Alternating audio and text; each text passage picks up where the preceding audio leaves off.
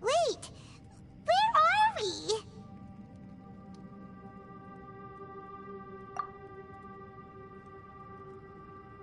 Yep, way better. Paimon just got a little fright because she's never seen a crazy place like this before. Who would have thought the best guide in all of Tibet could end up so out of their depth?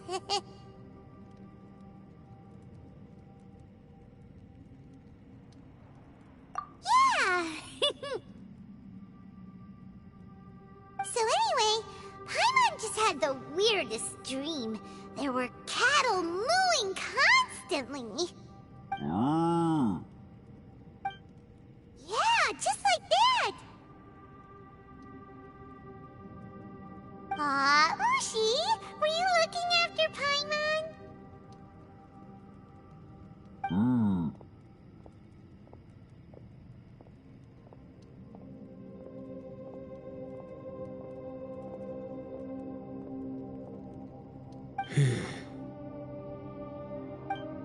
Traveler, it looks like the Conqueror of Demons is awake.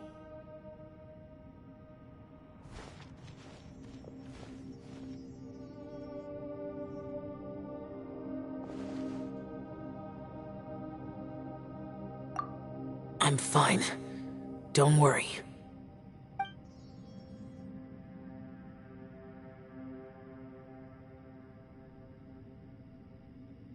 The karma I carry is dangerous to humans. Keep your distance. Well, I have Adepti blood in me, so I wouldn't worry too much. Even so. What happened while Paimon was sleeping? How did Xiao get here? With a little help, I was able to find my way here. Conqueror of Demons, could you tell us what happened before you joined us? No need to be so formal. Just call me Xiao. Oh, sure. It was a senseless battle. I came here looking for someone, but when I found them, they weren't anything like how I expected. Madame Ping says that you usually base yourself at Wangshu Inn to guard the main road through Dihua Marsh. It's unusual for you to go looking for someone yourself. Are they an Adeptus? I'm looking for a Yaksha called Bosacius. Bosacius? Is that one of the 5 Yakshas? Like you? I thought that you were the only one left. Aren't the other 4... gone from the world?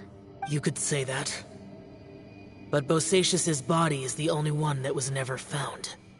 Yakshas deal with God's remains all the time, and we become tainted by karma. Over time, it inevitably drives us to madness. The last time I saw Bosacius, it was the day he lost his mind. He left. No one knew where he went, and I never heard from him again. But Bosacius was the eldest of us. He once told us, as Yakshas we will experience countless wars. Whether we live or die, we must promise to take care of each other, and know each other's fate to the very end. Did he forget his promise because he lost his sanity? It's possible, but I did not. I am the sole survivor. So it is my duty to find out the fates of the others. What made you come to the chasm? Did you hear something about Bosacius being here?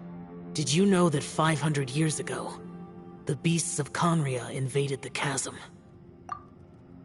That war lasted a long time. It is said that in the midst of the battle, a brave Yaksha was seen putting up a heroic fight, but no one knew the Yaksha's name. But there were many more than 5 Yakshas in total, so there's no guarantee it was Bosacius. Wow. But you must think it was probably him if you came here to investigate, right? I am by no means certain, and I didn't have any other clues except for this one. But Bosacius was proud. If he had taken part in that war, he would have announced his name. So at first, I thought the nameless Yaksha couldn't be him. Wait, so it was Bosacius you were fighting with? Did he injure you? Yes. No way! The invasion of monsters from Conria, the battle in the chasm, and Yelan's ancestor. I have a feeling that somehow these are all connected. Life is full of coincidences, but this is too much of a coincidence. Could this all be related to the fantastic compass mentioned in the will, too? What will? Oh, right. I came here because of a will. Maybe it's not something you've come across much before, but both mortals and adepti sometimes write out their final wishes so somebody else will carry them out after they've passed. It's known as a last will and testament. And this can be done at any time? Whoa! You wanna write a will? Now? It was no accident that you saw my illusion that day. This place used your desire to find me to create a trap that you would willingly walk into. Pure deception is easy to spot, but the truth laced with lies can be a fatal combination. What you heard were really things that I said. It made sure you heard my real voice to create panic. This one-way communication was the bait. If we hadn't managed to get in touch through the spatial rift, we may well have lost someone by now. Rather than murdering in cold blood, this space seems more intent on consuming souls. How is this even possible? Our opponent is very clever. It is not safe to stay here. Everyone, whether I accomplish what I came here to do or not, I must find a way to get you out safely. I rejoined to warn you that it's extremely dangerous here. If you stay here too long, this space may well devour you. But how do you know? You might become a shadow of your former self, wandering the underground like a lost soul. Sounds like you saw them too. Yelan, you're back. I've been back a while. I was listening to the conversation. I've seen some strange things here too. Objects that shouldn't be here. Strange figures appearing, then vanishing. I don't think any of it is real. So they're just illusions? At first I had the same thought, but it's not that simple. There may come a day when these illusions become real and attack you. From what you were saying a moment ago, it sounds like you know a way out of here. I can't say for sure. It's just a guess. As Yanfei said, this space is chaotic and unstable, but it has its weaknesses. By attacking the point where both spaces connect, I was able to create a rift and move from one to the other. So, if I use all the energy I have, I may be able to tear a passage out of this chaotic space. Really? So powerful attacks can affect the space itself. I had wondered if that was a possibility. Whoa.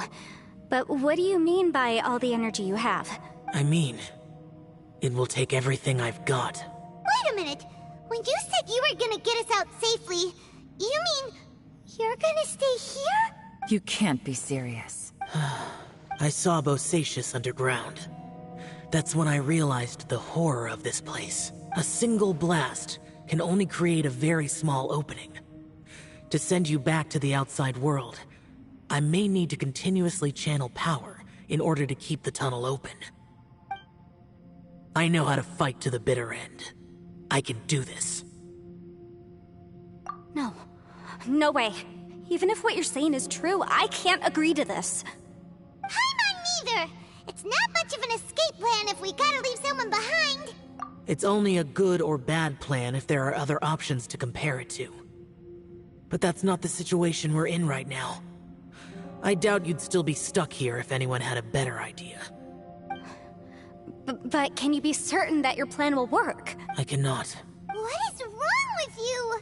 You can't bet your life on something if you don't even know it's gonna work. It's not worth it. To conclude, I'm not agreeing to this plan. What if I told you, this is my last will? You? That's your strategy, huh? No offense, but we have no guarantee this plan of yours will succeed, or even that it's safe. You said it yourself. Yakshas pose a danger to humans. You really expect us to accept your self-righteous plan just because you say so? The battlefield is a treacherous place. Every opportunity you take, you put everything on the line for. If you fear sacrifice and failure, you can never be victorious. I've been in my fair share of treacherous battles, so I know full well that you never bring up extreme measures like this until the very, very end. You say these things in the hope that we will understand and accept them. But if you don't even know that your self-sacrifice is going to pay off, all you're doing is hurting morale. Besides, if you were really so determined to end it all, you wouldn't have given us the opportunity to share our opinions. You think you're oh so cold and ruthless, but I'm not buying it. And anyway, losing one of us so the rest can escape? Some victory that is. Yelan, don't be so harsh. Point is, it's not time for drastic measures yet. It's possible there's a hidden passage leading to the exit that we just haven't discovered.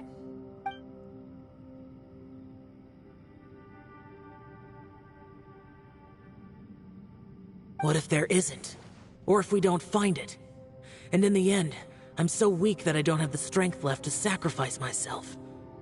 What do you propose we do then? As things stand, there's no difference between sacrificing you and trying to find another way out, in terms of the likelihood of success. If we can't say that one strategy is better than the other, we certainly shouldn't be rushing into a risky course of action. Did someone say a strong enough strike can break us out of this place? Yeah, that's right, I heard ya. No one's staying behind to let anyone else out, alright? Enough talk, it's time for action! Come on, whatever you are! Let's see how long you manage to keep us trapped in here after I'm finished with you! Easy now. Have a taste of this! Yeah!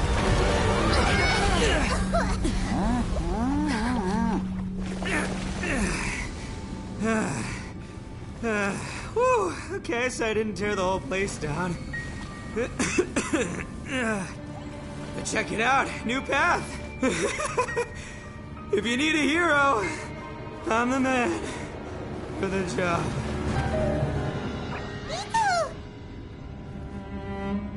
Should have seen this coming.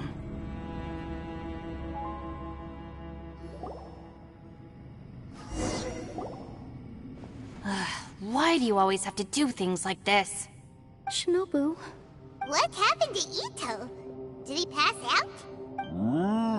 The boss used up all his strength in one punch. Maybe that's the reason he managed to tear open a passage. Let me see if there's any way I can stabilize it.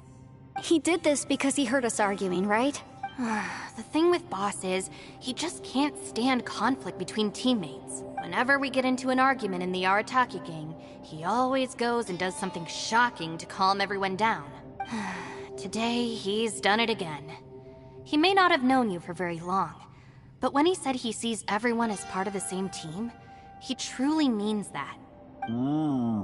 Another thing with Boss is, he hates it when other people sacrifice themselves, but he always seems to end up doing it himself. That said, there's a slight distinction to be made with him.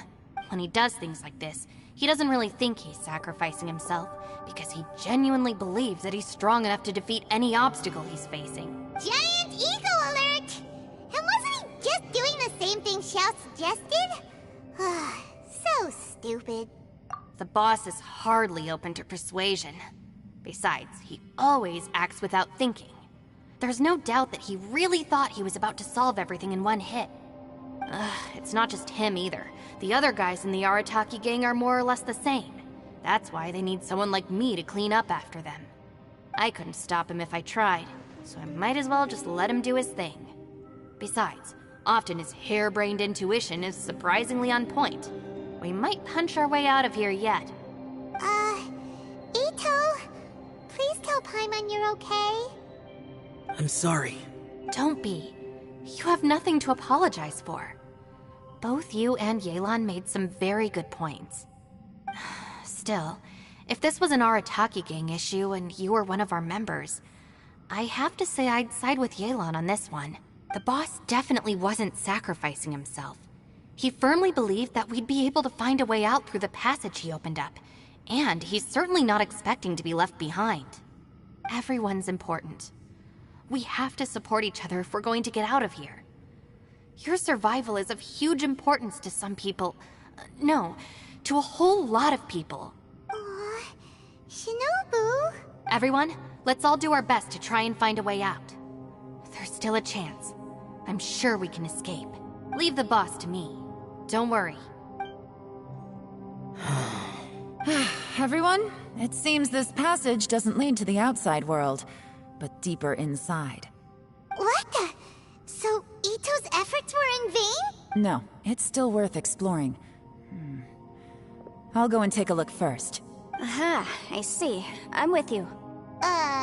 What? So far, I still haven't found the thing I came looking for. That magical device, remember? If this domain has the power to project our imaginations or the things we're searching for into reality, well, maybe I can use that to my advantage to track it down. Oh, right! No wonder she keeps telling us to keep going. If it's a magical device, it must be super powerful. Well, I can't guarantee that, but it's worth a try. I will find a way. Let him go. But if you're planning on going into that domain too, then come with me. After all, I'm just a lawyer. We'll be safer if we team up. By the way, you and Xiao seem pretty close, huh? Yelan got a bit worked up just now, so I just wanted to apologize on her behalf. I have to say, though, if Yelan hadn't spoken out like she did, I'm not sure she would have gotten through to him. Also, self-sacrifice is something Yelan feels strongly about. She tried to stop whoever it was. From what I know, she's lost comrades in the line of duty before, and then was rescued herself. Maybe being a survivor is what makes her so against seeing other people sacrifice themselves. How can things ever be the same again, knowing that your life was saved when others weren't? In a way, salvation can also be a burden. If I were her, I'm not sure I would have done anything different. Oh, wait, 1 second. I'll be right there. Yeah! Right, that's much safer. Since Ito can't fight right now, I've cast a spell to protect you guys. Thank you, Senpai. Please, be careful. We will. Same to you. All right, Traveler, let's go.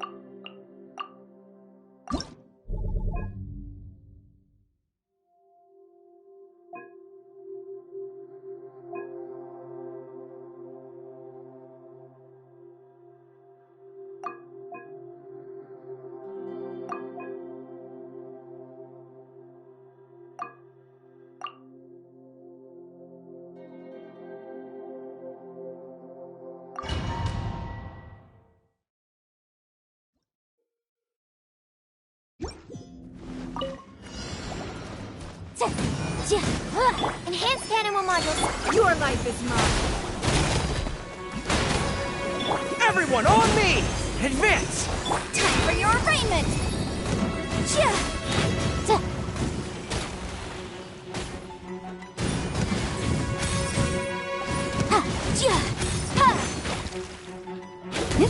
Boom boom! Stand clear. It's nothing.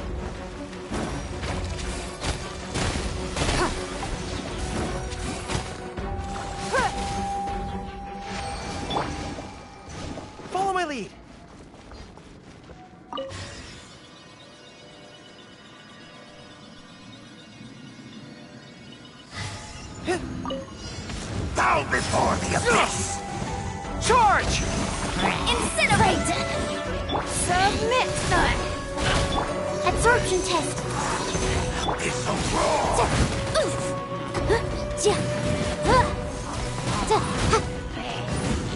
Motion to compel! Give up. Animal hypostasis emulate! Rally! Pull in! Stand clear! Inadmissible evidence! Incinerate! Your life is mine.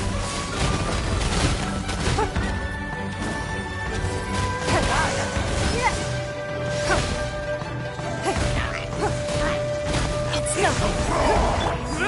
Charge! Absorption test! Motion to compel! Everyone on me! Enhanced animal module 70%. Incinerate! The end will come. Advance! Motion to compel! Give up. The world will fall. The end is Kaboom! Breath of the flame! the world. Stand clear! Animal test 6301. It's nothing. Motion to compel! Your life is mine. The end will come.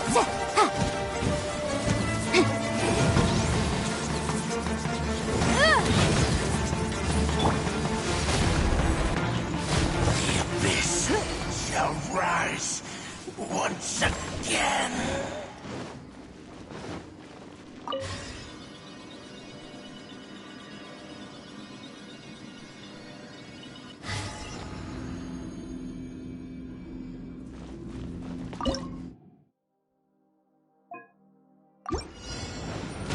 Press the advantage! Absorption test! Animal test 6308. Absorption test! Animal hypostasis. Give up. Submit! Incinerate!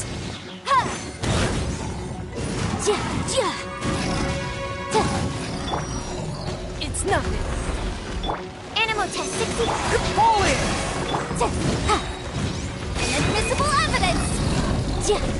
Everyone on me!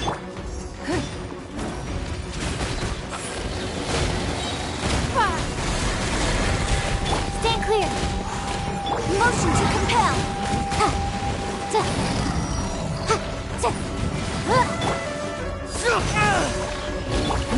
Give up. Enhanced animal module 75! Incinerate! It's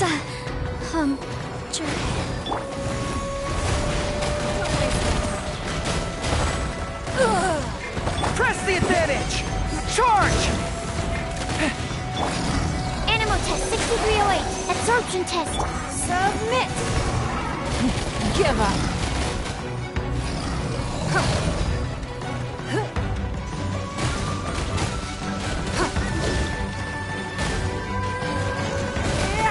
Advance! Swirl, Mark 2!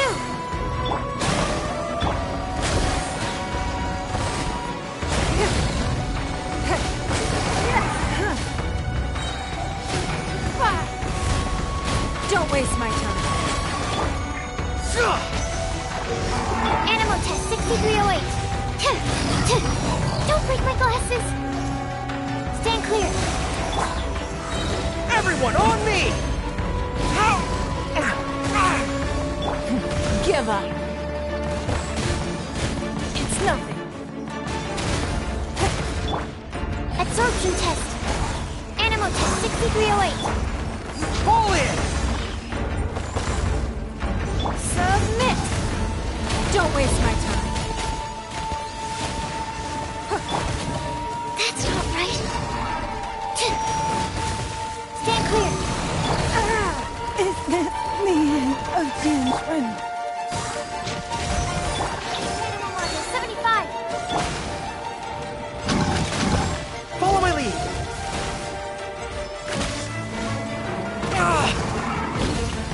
Fall in.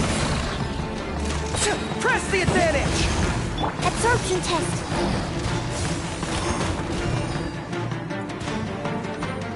Animal test 63. Advance.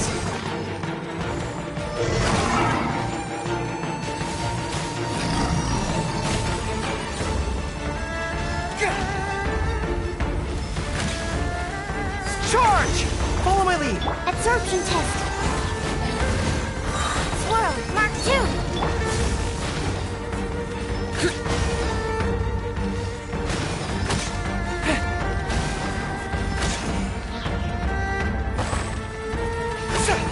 Fall in. Follow my lead.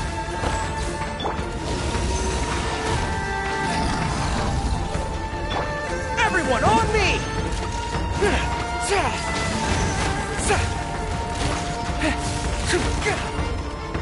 Animal test 6308. Surrender is not an option!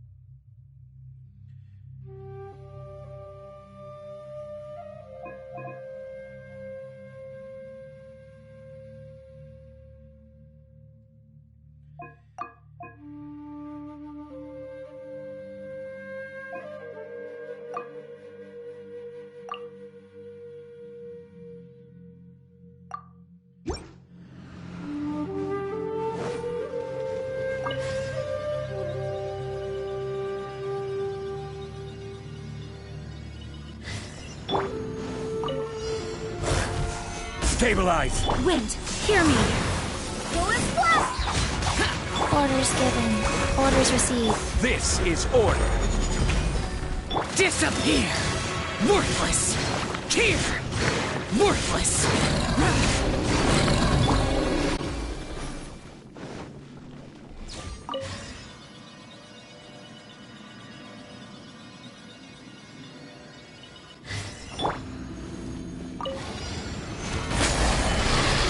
I swear by my sword.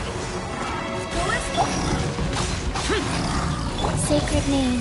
Fortune preserve. Order guide you!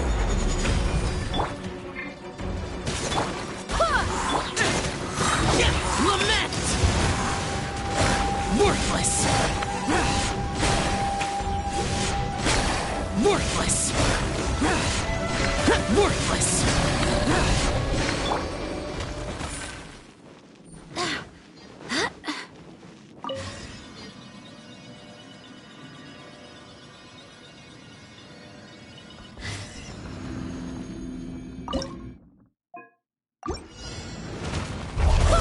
Wait, hear me. Useless! Orders given. Orders received. Careless! Solidify! This is order! Disappear!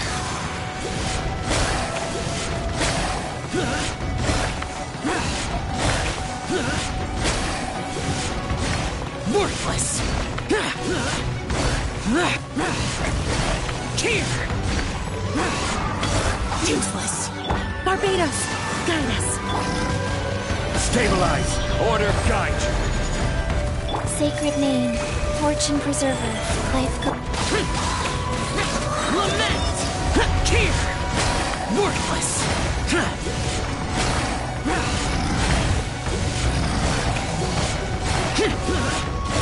Here!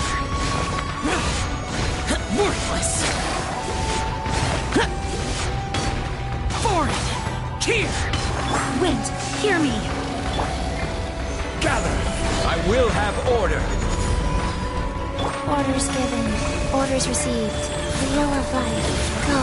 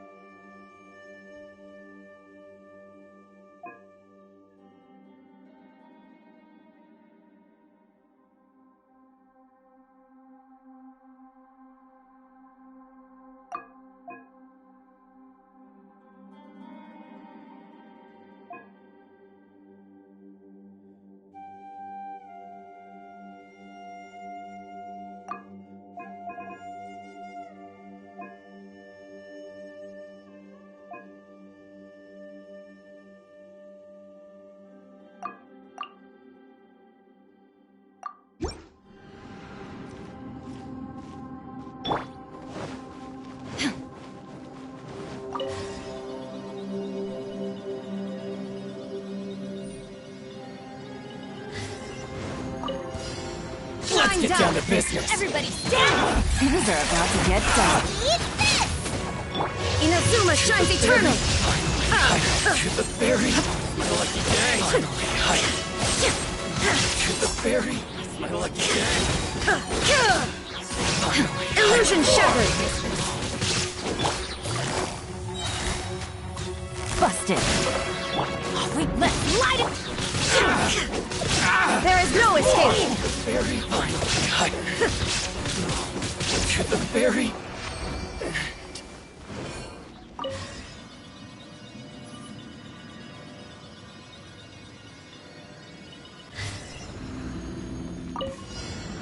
Illusion shattered. Teamwork is trick! You're toast!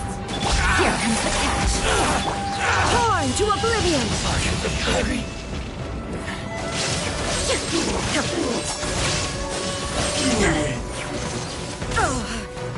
There is no escape. Loba, get them! Gotcha. Strength will suffice. Fall before me. Going in! Inazuma shines eternal. Taste this will cut down. Yes.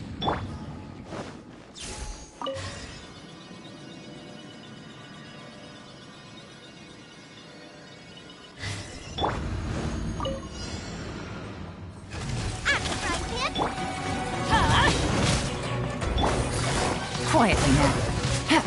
Shine down. Eat this! Things are about to get dicey. There is no escape. Torn to oblivion.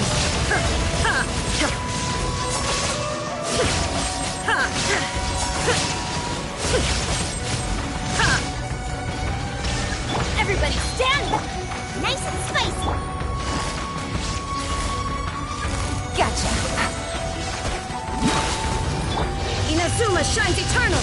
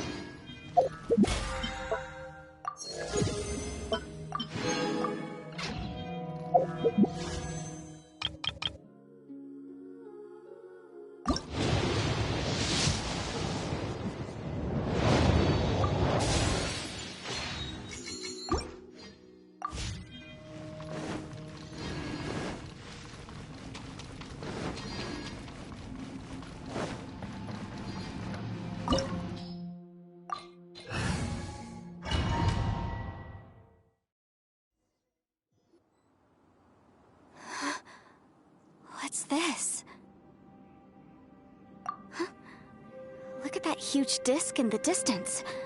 Hold on. Is that the fantastic compass? What? That's the best description you can come up with? It's way, way bigger than that!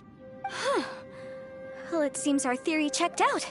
In my humble legal opinion, that's almost certainly the magical device I've been looking for. It really showed up. But if this really is the fantastic compass, it's so huge! How the heck am I gonna lug that back to my office? I mean, come on, Yanfei. Don't give up now. Let's investigate the area first. What the... Are they treasure hoarders? They look familiar. Oh yeah, I bumped into these rapscallions a few days ago. Want a taste of my hammer? Motion to compel!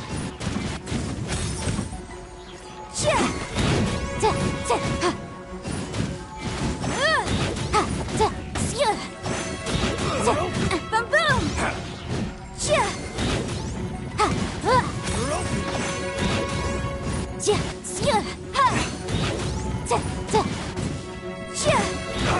Motion to compel!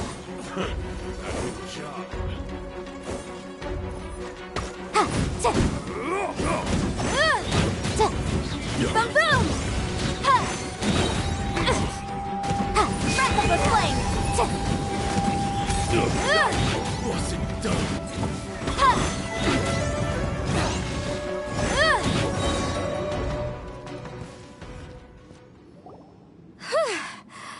Easy peasy. Just like last time. You know, when I ran into them before, I was working on a big commercial case. The defendant hired them to attack me, just to get back at me. Happens all the time. Luckily, I'm well-trained in martial arts, so taking them down was a piece of cake. But these are the exact same guys as I met last time. Is this space recreating scenes from my memory? Maybe this is one of the ways our adversary intends to devour us.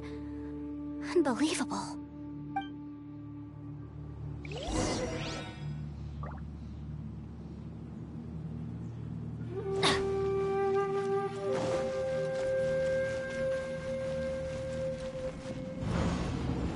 Whoa. Is this a tunnel? This is weird. It feels like it's connecting to another world. Or maybe another time.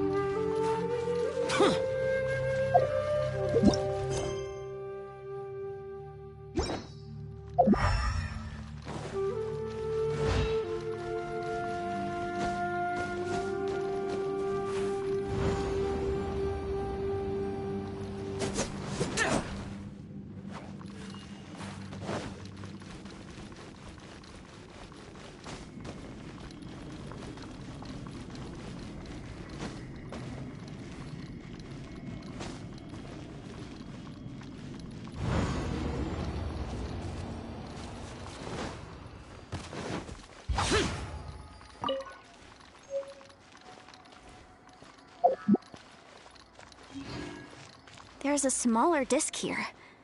Judging from the appearance and design, In all likelihood, this is the fantastic compass. Why is there a small version of the fantastic... Huh? A new entrance. Great!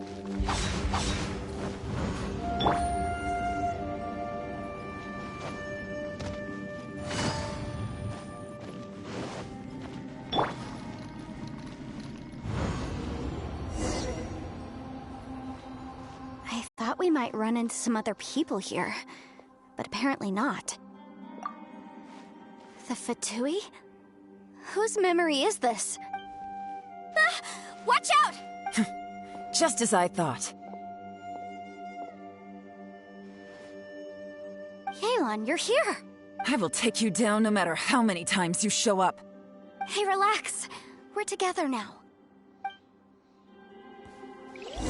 Frozen. Crisp. Busted.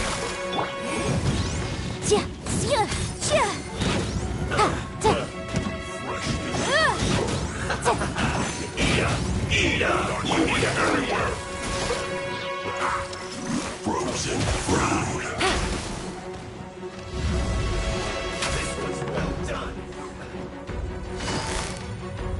Quietly now. What a drag. Here comes the catch. Motion to compel. Chill to the bone.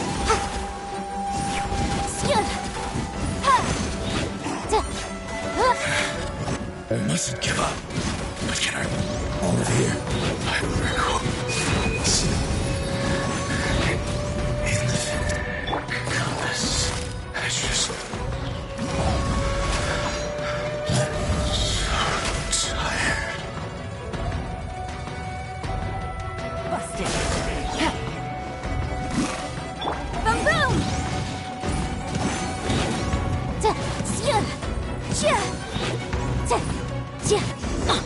Can't run from death. Amateurs. And still they dare to come after me. You've still got it. Remember how I said I'd seen some illusions myself? Those were the same words I heard last time. The space seems to be reproducing that memory. Now that you know, at least we're all on the same page.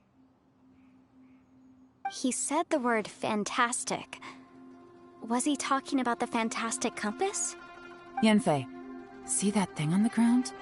Yeah, we tinkered with it. That's how we met up with you. I guess it's a miniature version of the fantastic compass in the distance. It has a close connection to the entire space. It looks somewhat familiar. Let me think.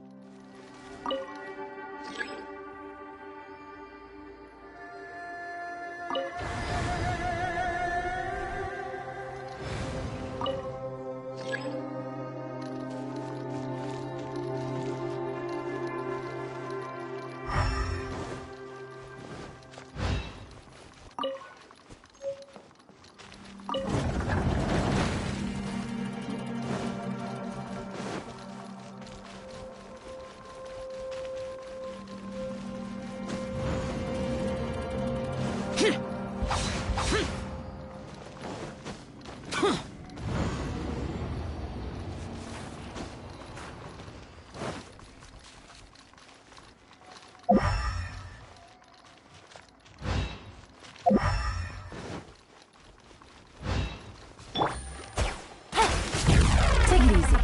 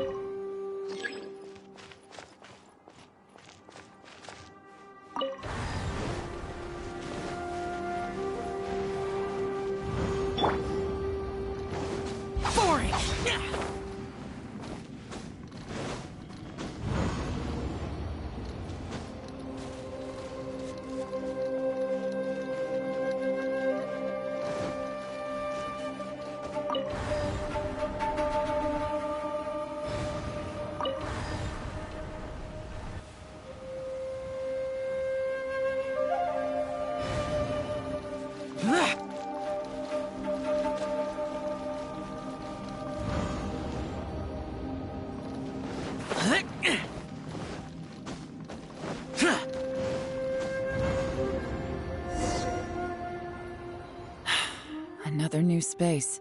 If everywhere within this space follows the same rules, there must be another small fantastic compass somewhere around here. Bosacius, I can't believe someone like you would end up as a lost soul underground. No enemies. Hold on. Wait, is the enemy hiding itself? Oh no, we should go help him. Stay back! This is my fight. Do not come near me. Filthy monsters!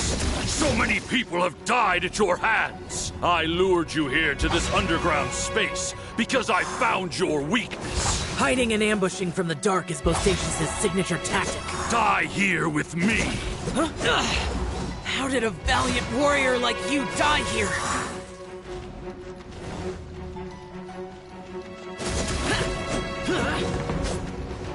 Useless! Uh-oh. This is not going well for Xiao. No matter. I know how this ends.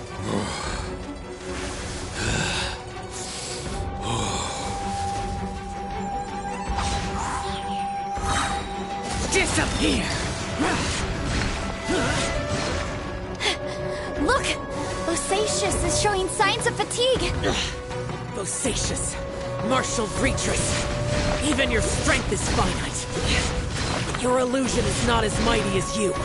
This is not you in all your glory. I wonder what Rex Lapis would think if he saw what had become of the first Yaksha. Leave! I'll deal with the rest. We can't let the monsters get to the surface. Everyone, remember, we must hold the line at 60 miles outside the chasm at all costs.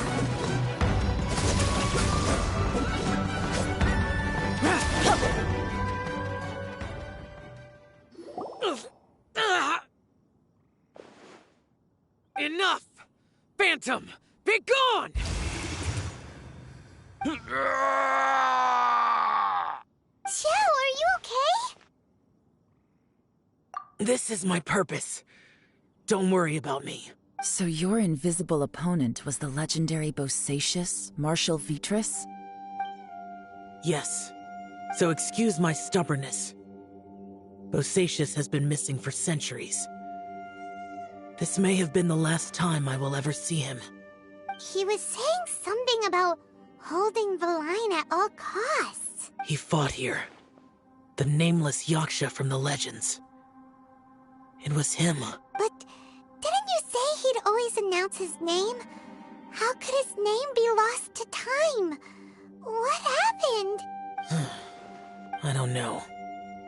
Maybe he forgot who he was. Because the karma you spoke of drove him to madness? Bosacius had already gone mad before he disappeared. There was no way of knowing if his memories were intact. He still took part in the Battle of the Chasm despite having gone mad? We Yakshas are not a race that thrive in peacetime. It's likely that he was drawn by the scent of bloody war. Slaughter is what we do best. Maybe it's the only thing we know. This battle confirmed my suspicions. As we had speculated, this space reflects information from people's minds. In other words, despite going mad, Bosacius came here. The illusion we saw just now is the impression he left behind. This space recreated him as he was during the battle. The way he fought was so self-destructive. He couldn't possibly have survived. Bosacius's illusion said he'd discovered the monster's weakness and lured them underground. What kind of place could this be? Defeating Conria's monsters is no small feat, that's for sure. Guys, it could just be me, but I think I'm suddenly feeling more tired than I was. This space is really starting to affect us. I believe Bosacius stayed here underground. But now he is gone, and only his illusion remains. If we don't leave, we may meet the same fate. Time to move on. You fought well, Bosacius. Goodbye.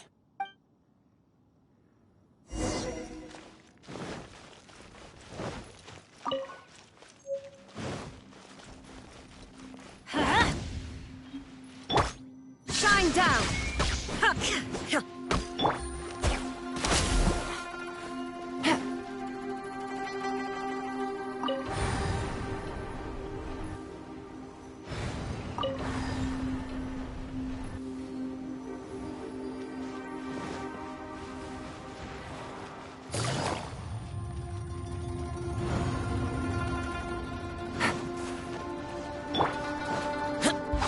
Useless.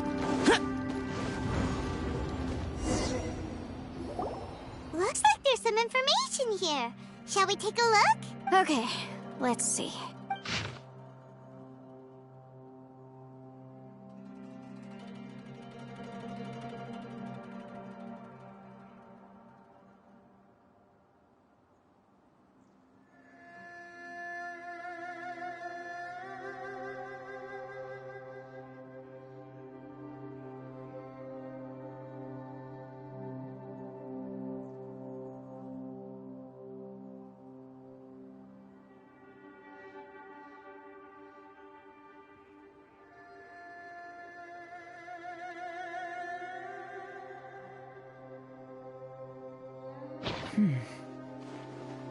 It looks like these were letters written by the Millelith soldiers who stayed here.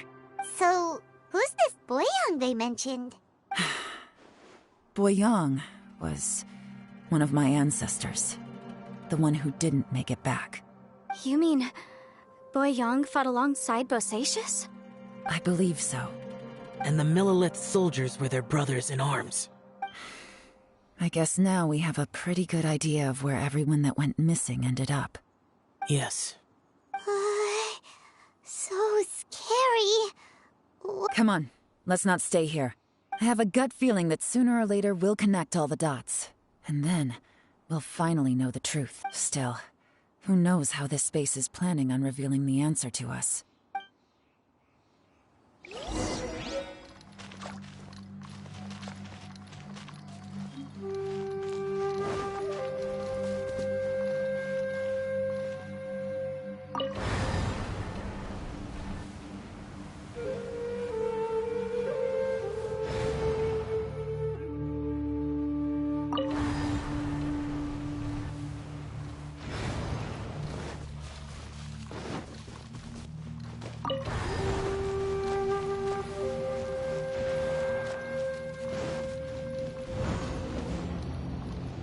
Boring!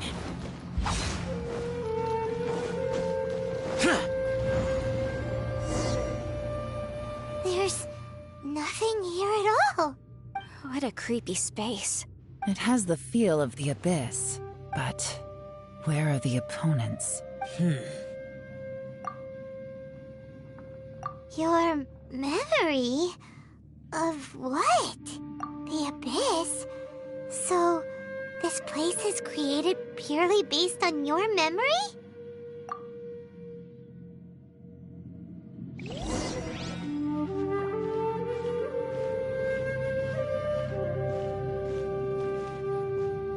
It's getting darker.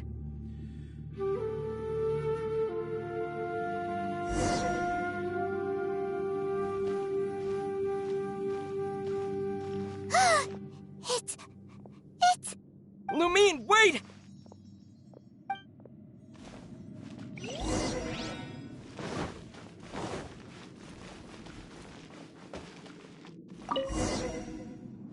Huh? What's that shiny round thing on the ground? The fantastic compass! In the other spaces, the fantastic compass was always partially buried in the ground.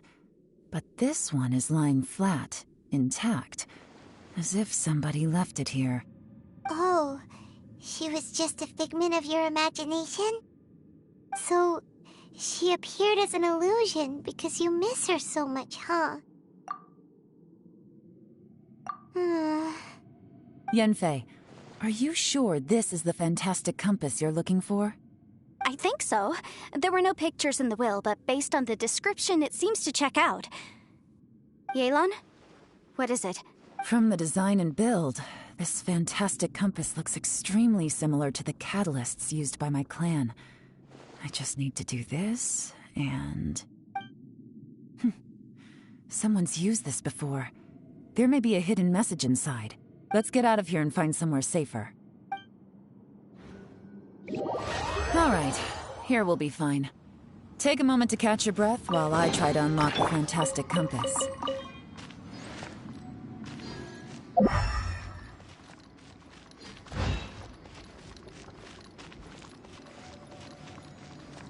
Bosacius was the leader of the 5 Yakshas under Rex Lapis's command. He could control electro-energy, unlike me. He was both a formidable warrior and a talented commander. Bosacius was unlike me.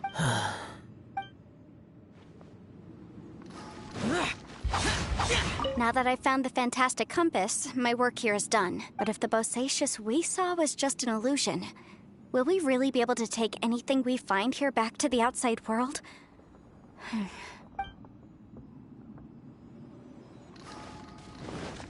Within yin and yang, among the 5 regions, water, fire, wind, and thunder cycle like the seasons. Grasp the 7 heavens from the ground. Open wide the 3 gates.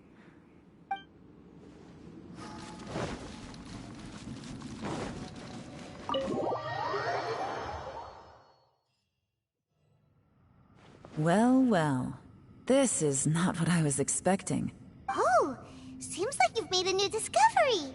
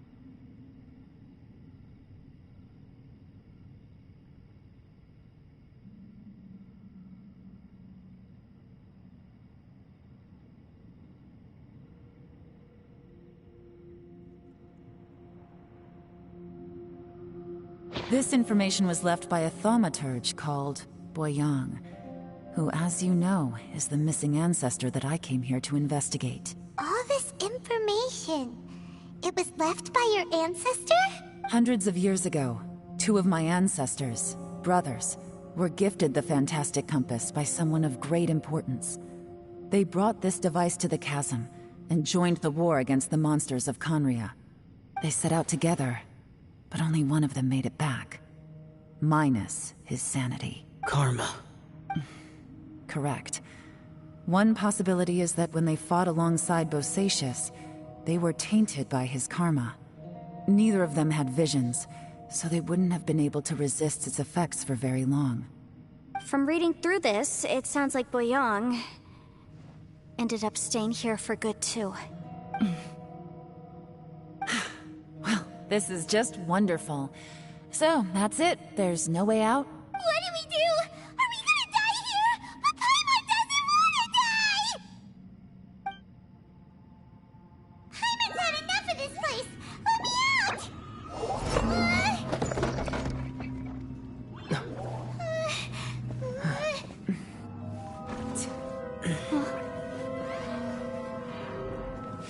What was that? Huh?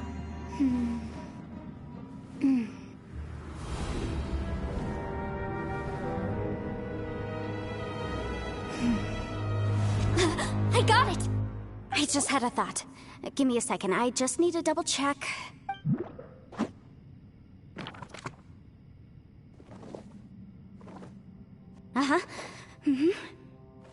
Traveler, I just realized something.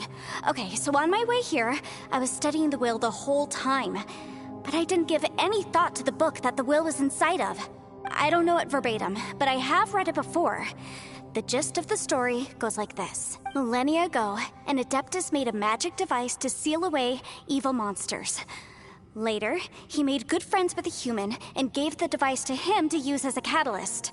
A few years later, great demons haunted the mountains. The mortal and the Adeptus joined forces to exorcise them using the same device. And that's not all. The book also says this. When mortal and Adepti powers are combined, one can move the heavens and shake the earth.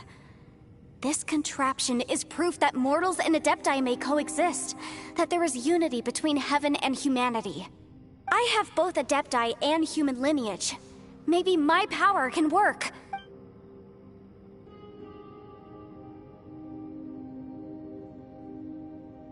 It worked! I mean, the effect only lasted an instant because I'm not strong enough, but still, we must be on the right track.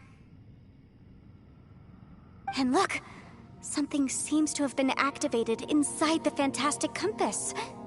By heaven's might and the gods of the 5 regions, Yaksha and mortal together take this contraption in hand. That's their voices from when they made the seal. Bosacius and my ancestor. They sealed off this space at the top together. I see. It makes sense now.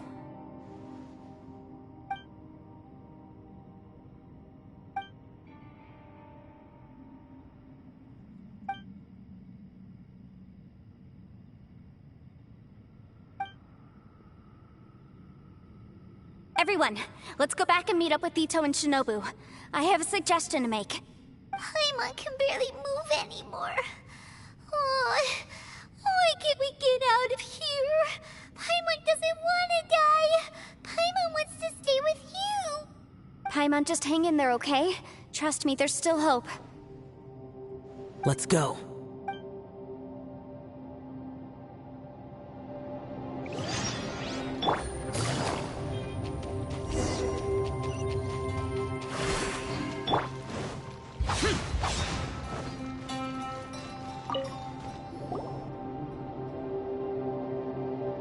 Shinobu, Ito, we're back! He must be exhausted, because he still hasn't woken up yet.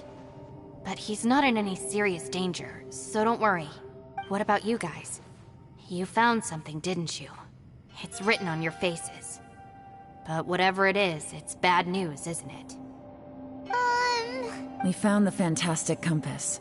The previous owner left a message inside, and from the looks of it, there really is no way out of this space after all. It seems like the previous owner was stuck here forever too.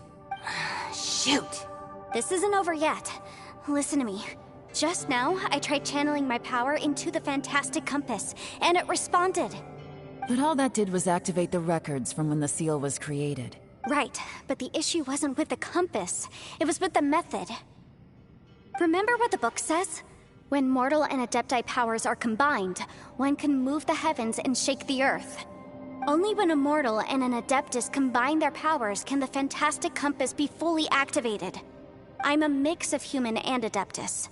So the fact that the Fantastic Compass responded to me shows that the system is still functional. Lucky for us, we also happen to have a full Adeptus and a human with training in the magic arts. Interesting.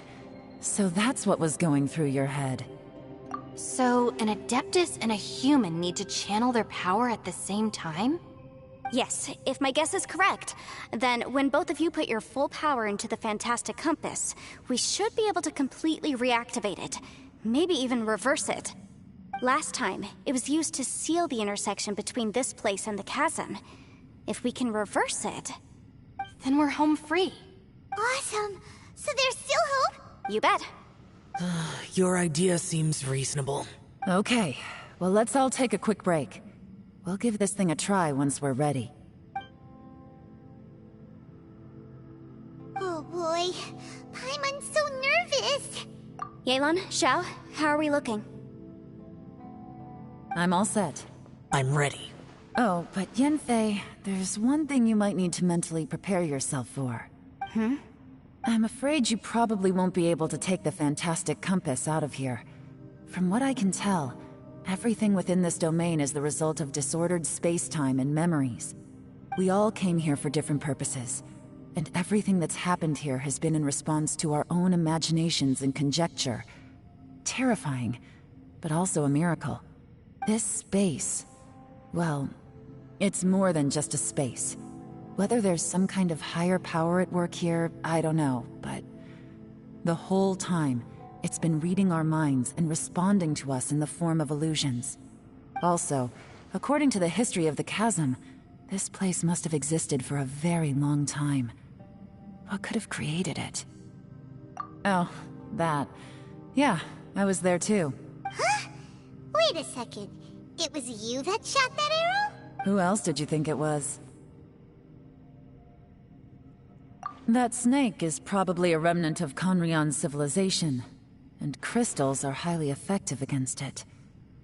Maybe there was some sort of opposing reaction between those two forces? If so, I'm extremely sorry, everyone. It looks like I might be the one responsible for all of this. No! You're just trying to help us and solve the problem! You're definitely not to blame for what happened.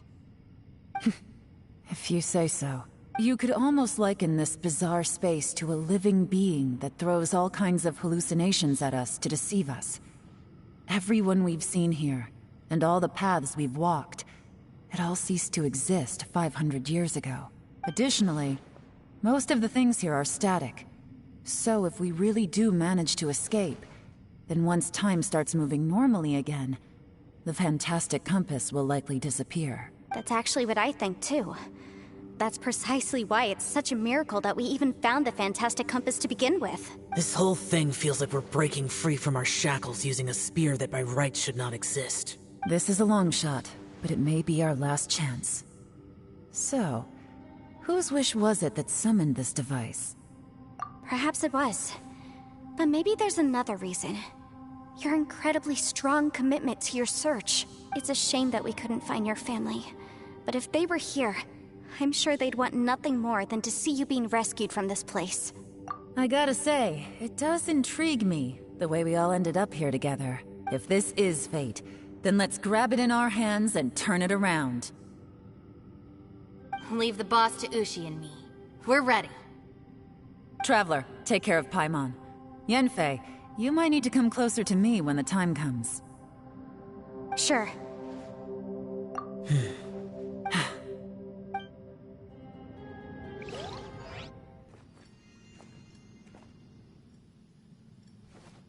Stars align, bestow your light, evil purged by thunder's might. Spirit curbed, pneuma surge, by dictum divine, heed these words. Do as I command! Aha! The Fantastic Compass is an amplifier. Maintain this energy level, and we may stand a chance. I will maintain the energy flow. Understood. Everyone, stand back.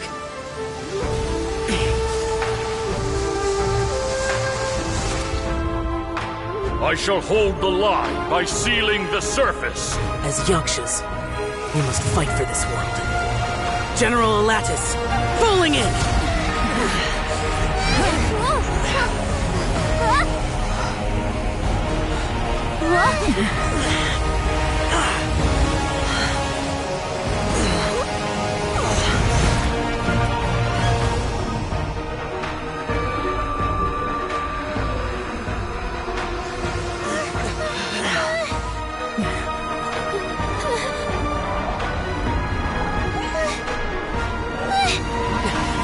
Watch out!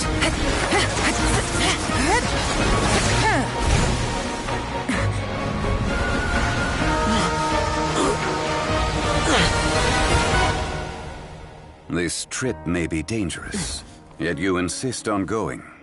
I have guarded this place for several hundred years.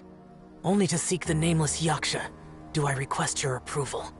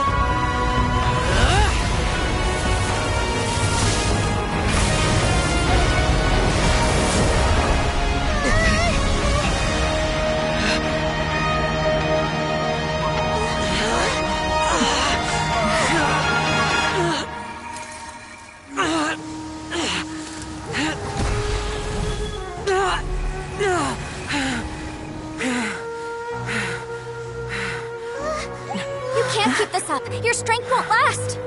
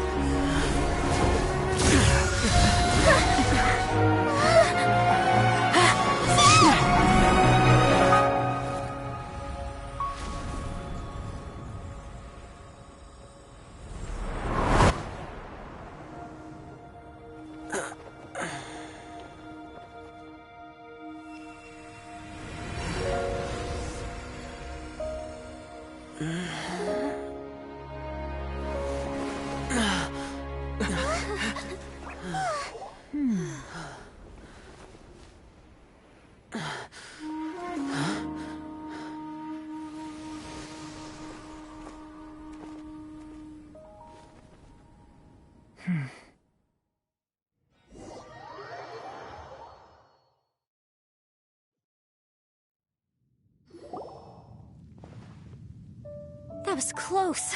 I thought you were gonna get left behind. I'm so glad you're okay. That was terrifying.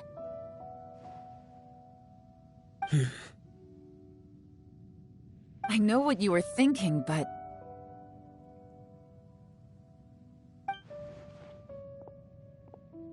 Never mind. I know I can't talk you out of a mindset that's been built up over a lifetime. I don't think we were ever going to reach an agreement over the final strategy. But in the end, it was thanks to you that we managed to escape. So, thank you for saving us all. No. I could not have done this on my strength alone. Don't mention it. It looks like everyone got out unscathed, but you all look pretty exhausted. Rest up. There's no hurry to move on from here. As for me, I'm gonna check the area for any unusual activity. She's gone. Paimon didn't even get to say thank you. Maybe yelan really doesn't believe she made a contribution. It seems like she's convinced Xiao saved us all, including her, and she doesn't know what to say to that. And since it's not easy to persuade Xiao of anything, maybe Yelan's just given up trying to talk to him. Xiao, she's criticizing you. I'm not. You speak only the truth. I have no quarrel with that. I will keep your words in mind. Really? Well, that's great. I count that as quite an achievement. It was a perilous situation we were faced with underground, and it took every single one of us for any of us to make it out alive. I feel lucky that we didn't lose anyone along the way. Hey, so Ballchecker still hasn't woken up yet. Surely he's not gonna stay asleep forever, is he? Let's go check on him.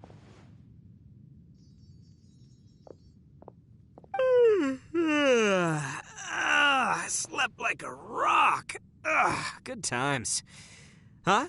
What you doing? What's going on? Why are you looking at me like that? Are you in any pain? The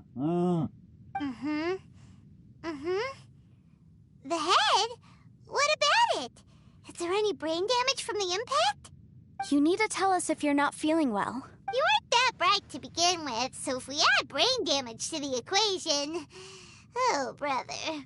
The heck are you guys talking about? I'm fine. I had an epic power nap, and now I feel like a million more. Huh. I feel like I'm forgetting something, though. Oh, yeah! Wait, weren't we underground? How did we get back up here? It's a long story. We'll fill you in later. Ito, we're indebted to you, Shinobu, and Ushi. We couldn't have escaped this predicament without your help.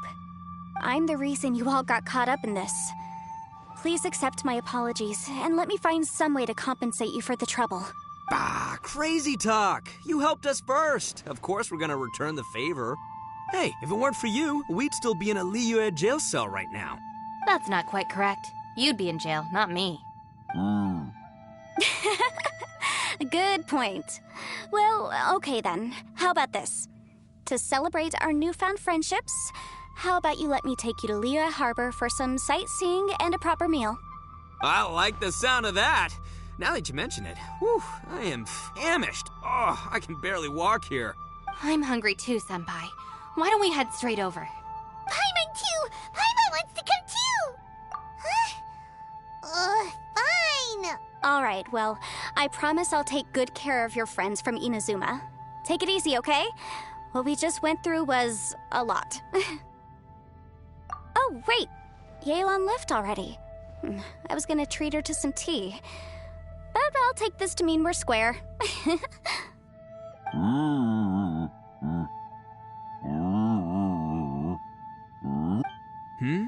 Oh, yeah? Is that right? Wow. Okay, I'll let him know.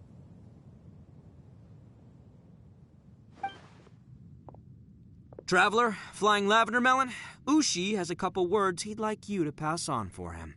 What? Oh, I want to hear this. Me too. Count me in. Good idea! Let's do that! Paimon never would have guessed that Ushi was so gentle and thoughtful. Never judge a bull by its cover, huh? Sometimes the profoundest truths can also be the simplest. I think Ushi's words may well come in handy. You betcha! Just leave it to us! Alright, Ito, Shinobu, Ushi, let's go. Oh, yeah! Grub time! See you next time. Finished taking care of business? Oh, there wasn't any business. We were just saying goodbye to our friends. You're still here. I saw the two Inazumans leave with Yenfei, heading towards Liyue Harbor. Aren't you going with them? We still had some stuff we wanted to say to Xiao. I figured as much. I've checked the area. Nothing strikes me as out of the ordinary. Looks like this chapter has come to a close. Now, I just need to take care of the confidentiality issues. Let's hope our friends from overseas can keep their mouths shut. For their own sakes. We got it! We got it! We'll make sure they don't say anything. Please don't hurt them. Oh. You figured me out, huh? All right, I'll quit pulling your leg. Everyone really rose to the occasion this time. I won't ever forget what we went through. Where could that strange space have come from? And how has it existed down there undetected for so many years? I have to investigate this further. I have a feeling that whatever lies behind all this runs deep. Maybe so deep that no one can be allowed to know. Also, I think someone helped us out at the last minute. They did a good deed, of course, but somehow I couldn't tell anything about them. It must have been someone of great importance. Anyway, these questions will have to wait for another time. I have some follow-up work to do and reports to make. So it's back to Liyue Harbor for me. See you when I see you. Bye, Yelan! You knew I was waiting for you? Really? There's somewhere I want to go. If you have the time, you can join me. Where is it? A place that has to do with the Yakshas.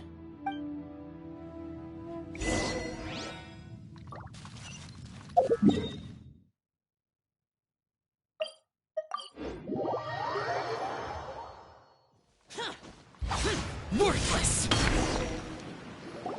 The temple up ahead was built to remember Pervases. Maybe I came here because I had a realization. You mean back when we were underground?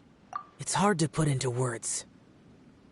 Seeing Bosacius gave me the false impression that I'd traveled back into the past. You could dress up the Yaksha's life and call us valiant warriors, veterans of war. But the truth is, we are slaughterers, and nothing more. For Bosacius, perhaps dying in the heat of a great battle was no tragedy. And perhaps the same is true for me. After living so long, to die in the act of saving others would not have been a terrible thing. So maybe these thoughts are my own form of insanity. Hey, don't say that. Oh yeah, Ushi wanted us to tell you. It's very important. Ushi said he has the power to exorcise demons, so people use him to fend them off. But after he met Ito, he's never left his side. He also said that he doesn't have any grand philosophies. He just thinks we should spend our lives around the people who make us happiest. Maybe there aren't so many rules about how we should or shouldn't live our lives in this world after all. So, he hopes you can come to understand that even though the power of a Yaksha may be harmful to other people, it doesn't mean you shouldn't hang out with them. Yep, like people with visions. They have more resistance against your power, right? Well, anyway, there's loads of people out there who really care about you. Suddenly you sound a lot like Bosacius and the others. They used to talk about how they hoped to live a mortal's life once the world was at peace. I think I was the only one who didn't think that way. The Bosacius recorded in the Fantastic Compass had lost his sanity. He addressed the people around him as Alatus, Menogius, and others. These are the names of the 5 Yakshas. I am Alatus, and Menogius is General Capisis. The others are Bonanis, or General Chisapis, and Indarius, or General Musatus. I heard that people call the 5 of us Yakshas, the Guardian Adepti. Bosacius and Yelan's ancestors stayed underground to the end. So that space must have read their minds in their last moments as they approached death. Yelan was right in everything she said. Both of our proposals had their drawbacks, and both were sensible suggestions. But the power of that space was far beyond all of us. I couldn't have done all I did without everyone's help. Even in the final moments, it took every bit of my power to break free from that place. Well, Paimon still thinks you were amazing. Yanfei and Yelan are correct. I always prepare for the worst-case scenario. This mindset is deeply rooted in me. Even so, it was the most optimistic solution I could think of. If Rex Lapis hadn't saved me in that moment, I don't think I would have been able to escape. In the end, I still had to burden another. But that's how it should be, right?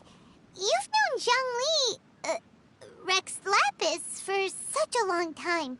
And you've helped him before, so he helped you back. What's the big deal? Perhaps. In the moment that we escaped from that space, I could sense what was left of Bosacius's memory.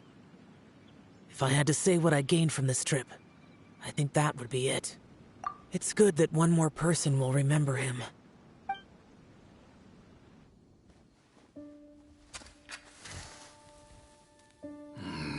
Menogias, where have you been? Brother Yaksha, you're confused again.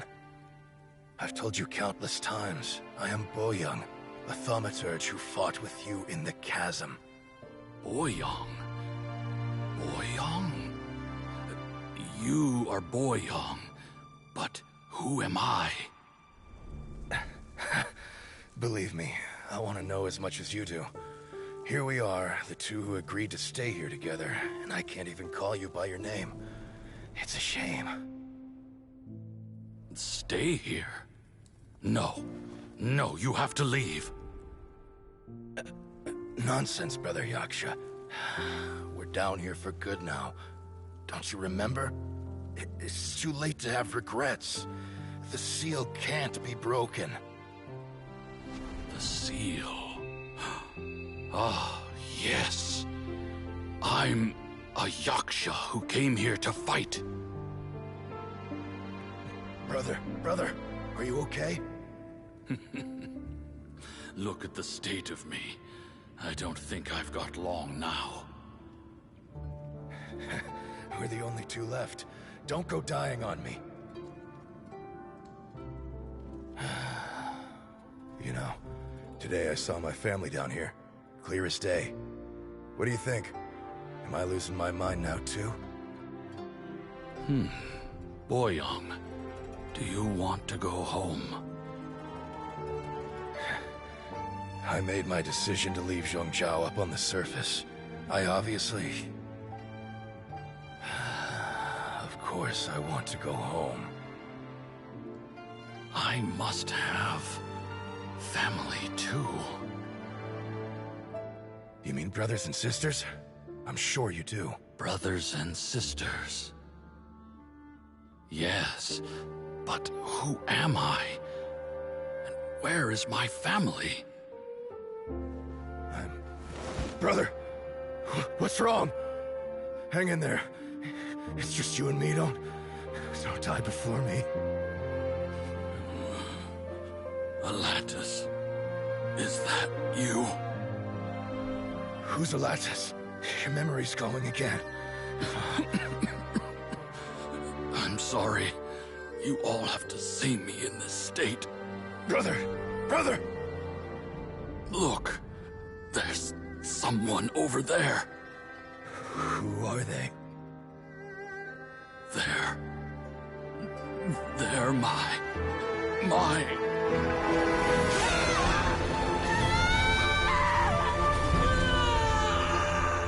remember now. I know you.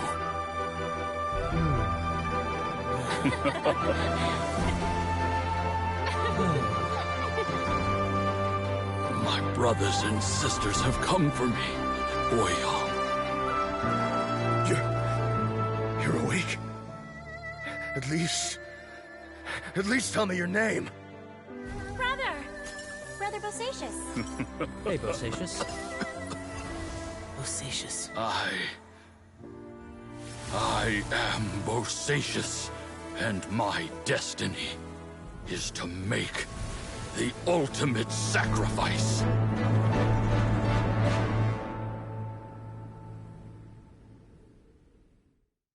I've said so much today, but I don't need to hold back as much when I talk to you. Have you ever had a moment where you felt like you were aware of your destiny? The potential of life? The approach of death? Whatever it might have been. By now, I have accepted that destiny is the one disaster that the Yaksha know most keenly of all. We are destined to misery. And yet, we have no fear. Xiao. It matters not. Rex Lapis had said that you are a witness. It is right that the events of the world are relayed to you. Bonanis, Menogias, and Indarius all perished, and only Bosacious' fate was unknown. This has always stung my heart like a thorn. That is why I went to the chasm, despite being fully aware of the danger. Now that I know what happened in the chasm back then, I can finally put this matter to rest. Before we left that place, I picked up a stone. I thought if I could take it out with me, I would place it in the temple to Pervases in memory of Bosacius. Unfortunately, the stone did not survive. Pervases died in the Archon War thousands of years ago. He was younger than us, and Bosacius was very sad when he passed. Too many Yakshas have become casualties of battle. We are like a flock of birds, scattered to the four corners of the world. And in the end, as Bonanas said, it's rare for a Yaksha to find repose for their soul. Bosacius, Boyang, and all those soldiers. Heroes. I like that word. Maybe the world will never be free of disaster. But there is good in the world, too. Even the darkest hearts have room for those they cherish. I accept your advice. From this day on, heroes will always look out for each other.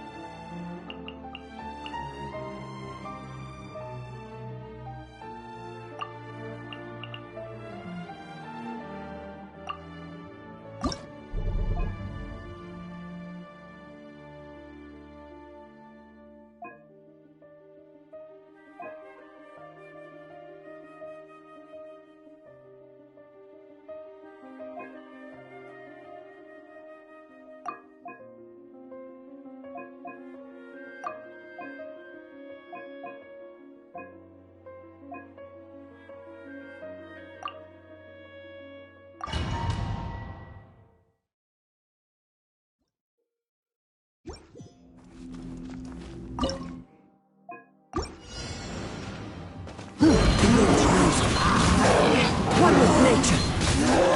Come on out! Yelan special! Oh, take it! Oh! Emerge. Right here.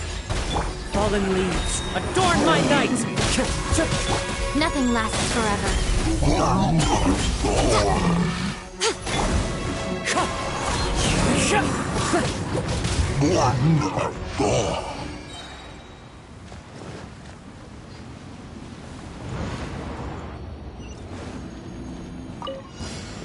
It's my lucky day! To the wind! Right now, emerge. Ninjutsu! Can't handle your drink! Clouds high, the birds call!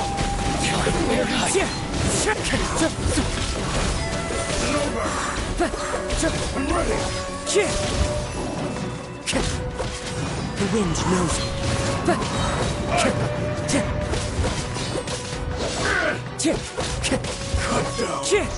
Like this.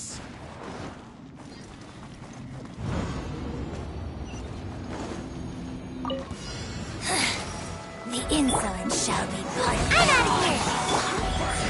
Right now, right here. Fallen leaves, adorn my night! Sketch! Sketch! Out of my sight! Look at you! Right now.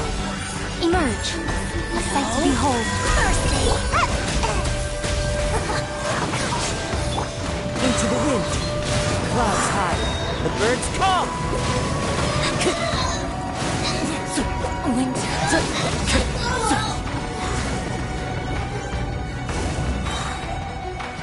Not breaking a sweat! One with nature. Can't handle your drink. Come on out! Right here. Right now. Fallen leaves, adorn my night! The wind knows me. At an end.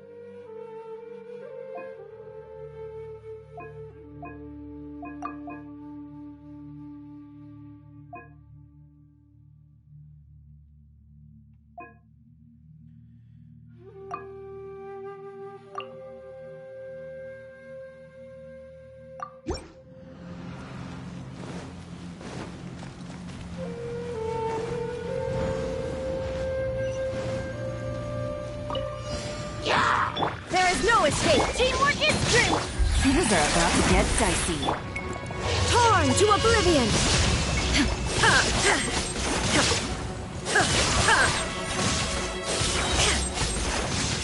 Shine down! Evil conquering! Here!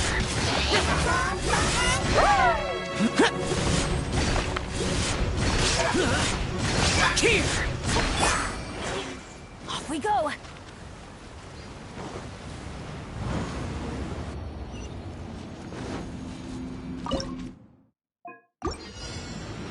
There is no escape! Going in! Here comes the catch. Quietly now. Now you shall perish!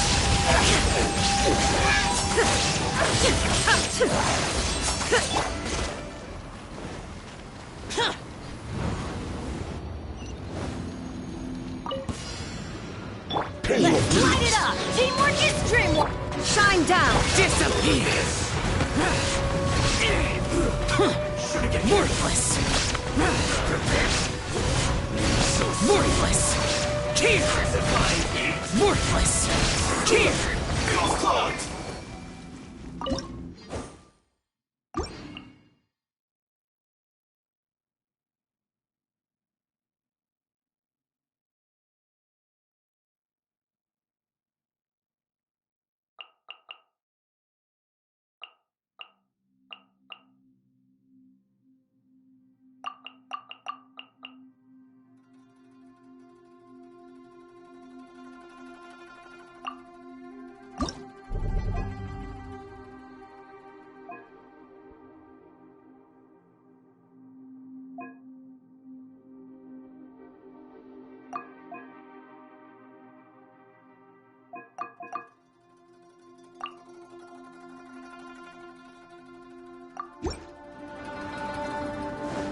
Time to go.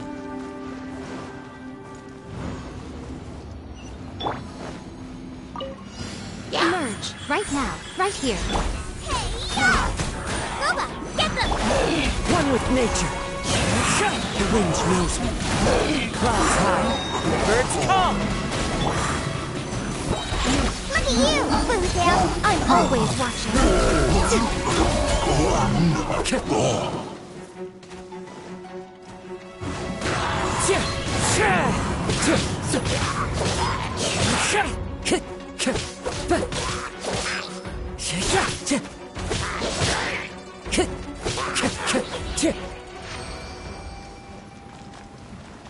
Time to go.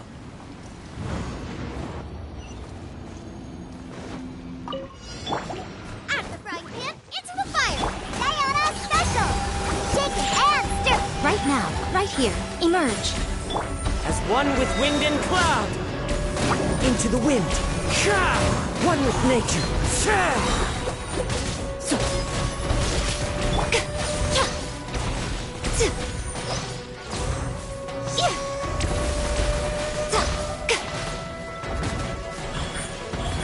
Right here.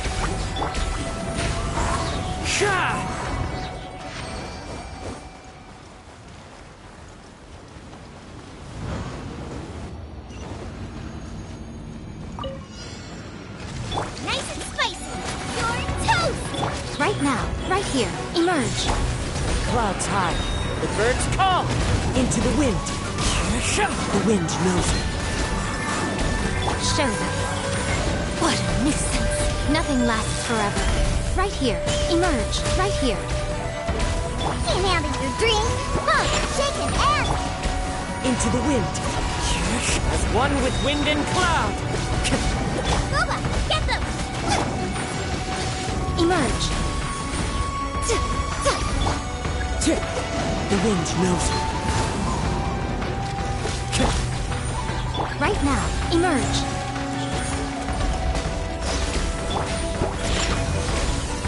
Wind strike.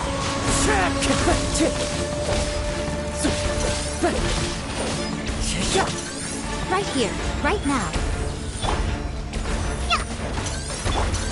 Into the wind. Fallen leaves. Adorn my... Nice and spicy. Emerge. Right now.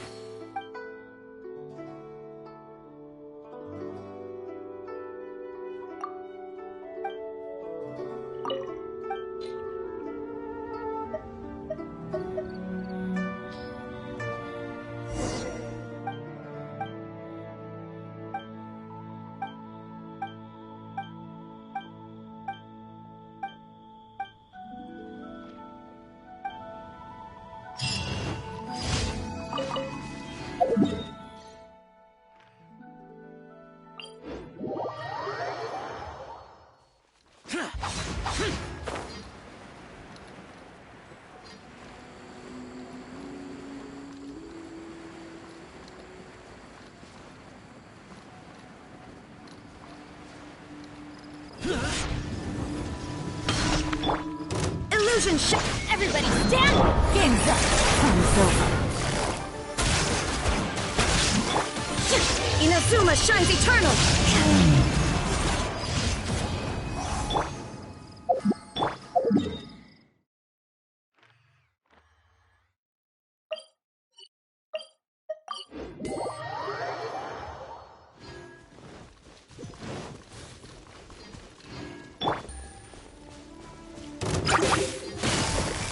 Gotcha! There is no escape! Let's light it up!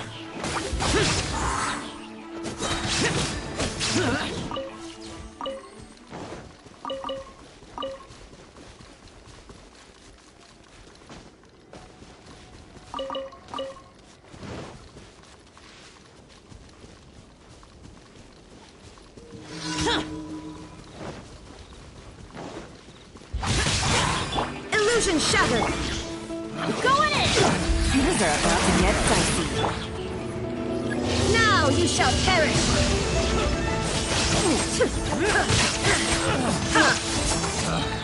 Pick the wrong test subject.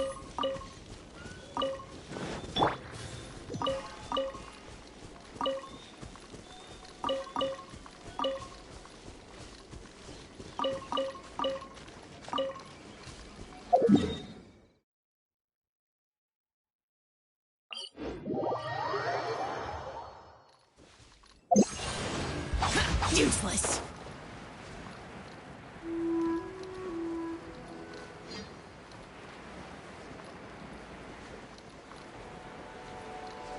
Worthless!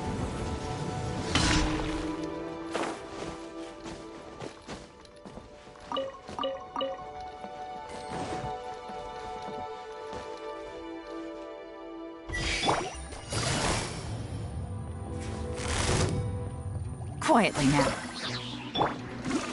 Boring!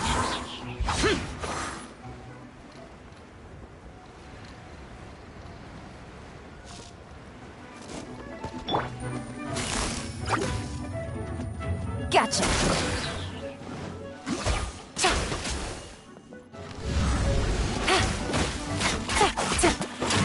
Take it easy.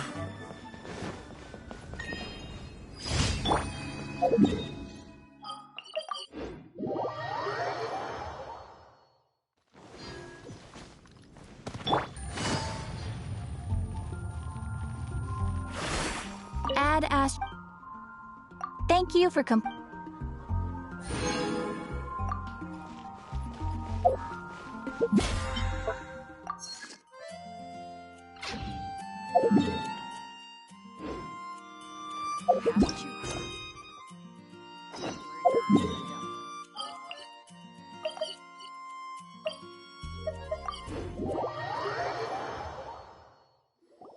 Traveler, Paimon, it's been a long time. Oh, hey, Hoishin. Long time no see. Fancy meeting you here. How's work these days? Thanks to the help of people like you and colleagues like Ganyu, better all the time. But I've been feeling distracted at work lately. I just feel constantly agitated. It's a long story. But my father, he's thinking of stepping down from the Tianshu position due to health issues. Huh? What's wrong with Uncle Tian? Nothing specifically. He's not unwell. He says he's just increasingly low on energy these days. He's always said, old age comes for us all in the end. Still, I just can't help but feel a little emotional watching it happen to him. Anyway, my father's currently on the second floor of Yangsheng Tea House. Why don't you come pay him a visit with me? He seems very fond of you, too. I'm sure chatting with you will make him very happy. Sure, let's go.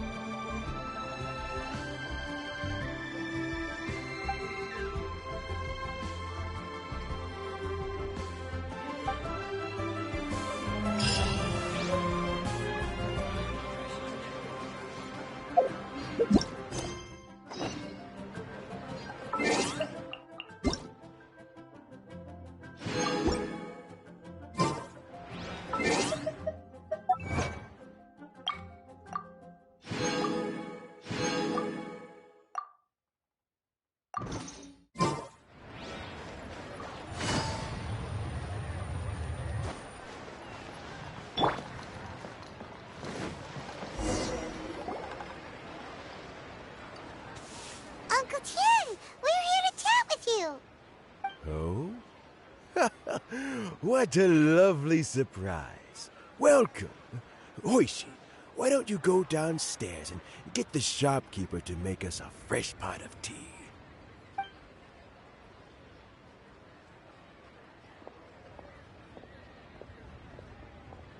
I heard that you've been traveling all over the place recently. I would very much like to hear your adventure stories. Hoishin told you, didn't she?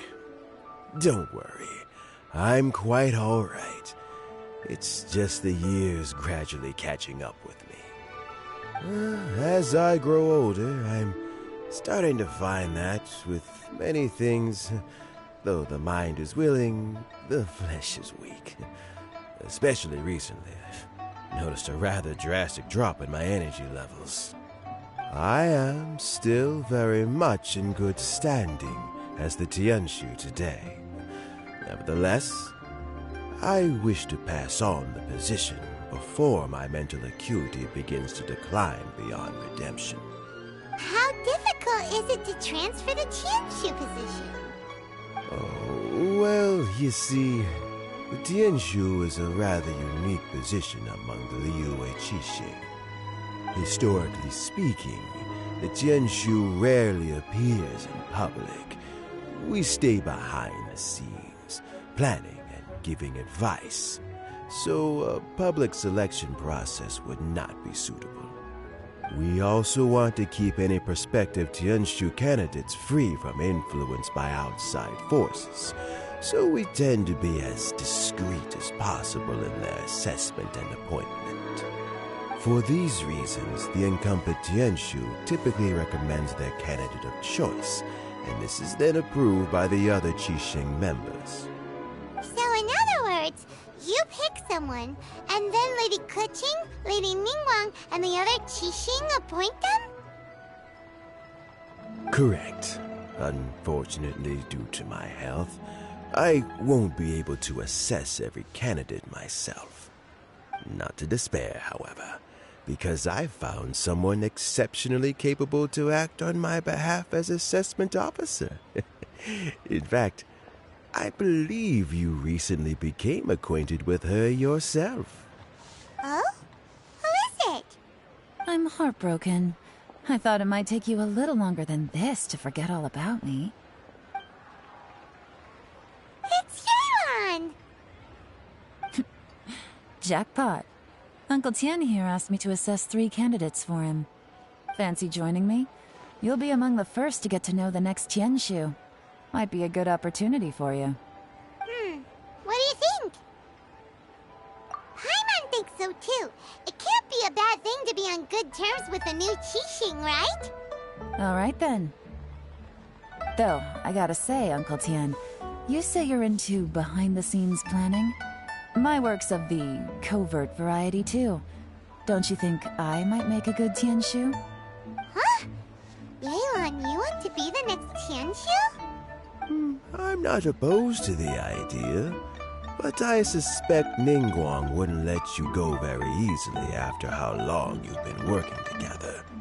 So, how about this? If your investigation reveals that none of the other candidates are qualified for the position, I'll recommend you for the job.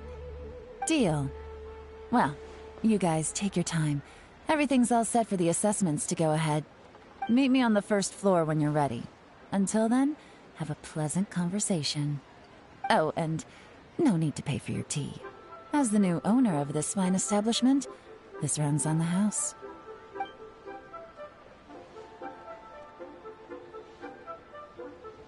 You're all set?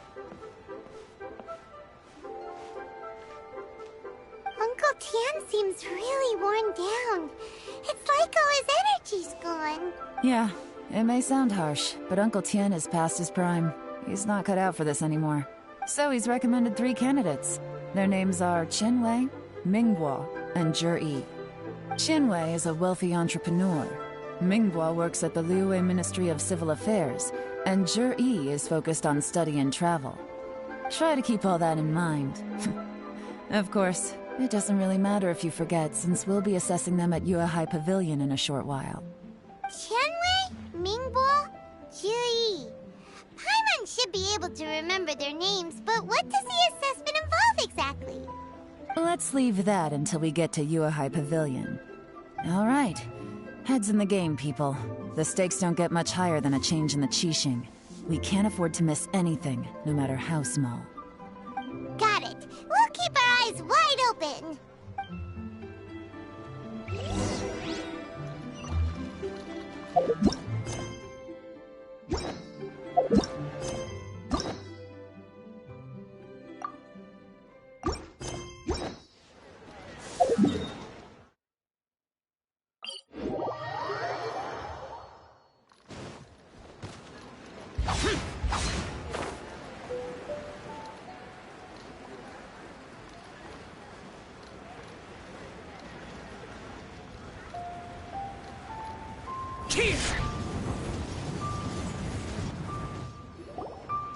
My legs are getting sore. What is wrong with this assessment officer? This is a huge occasion and I don't even get a chair. I've dealt with all kinds of people in my time, but never have I been made to stand while I'm waiting for an appointment. I think it's fine. That's called being complacent. If you're happy to just accept the way things are, you'll never be able to change anything in the future. Oh, come on. That's just... Now you're just being unreasonable. All right, you two. Let's not get into a big argument over this. It's not worth it. Qianwei, that was a bit uncalled for. And Mingbo, cut him some slack. We've all been standing around for a while. It's natural to be getting irritable. Look, how about this? There's no rule saying we're obliged to stand up while we wait, so why don't we borrow some chairs from the guild nearby? Fine. They're not the best quality chairs, to be sure. But under the circumstances, it would be better than nothing. It looks like all 3 candidates have arrived.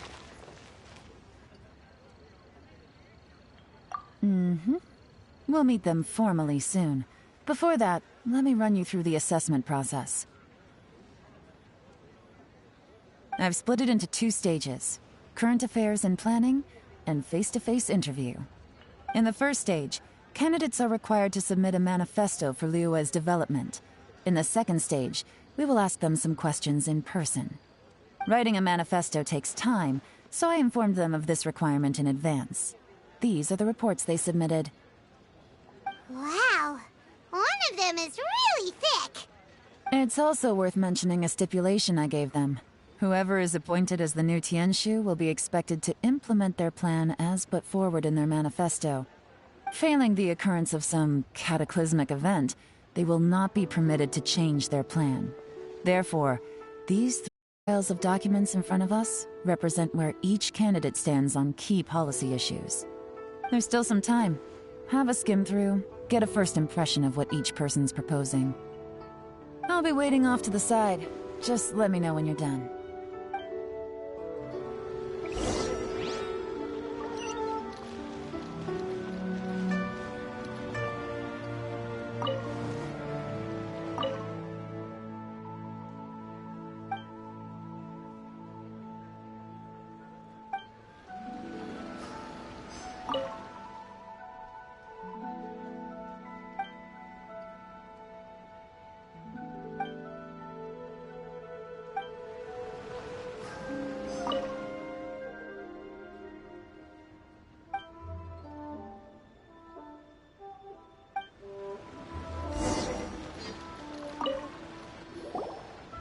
Finished, huh? What did you think? Everyone took it very seriously. Of course they did. They have the chance to be picked as the new Tianshu, so you can bet they're putting their best foot forward. And keep in mind, whoever gets in has to execute their plan as written. Nobody wants to have any regrets. That's for me to know and you to find out. We can talk more after the interviews. We'll see the candidates now. Let's do one at a time. Start with Qianwei. Yes, ma'am.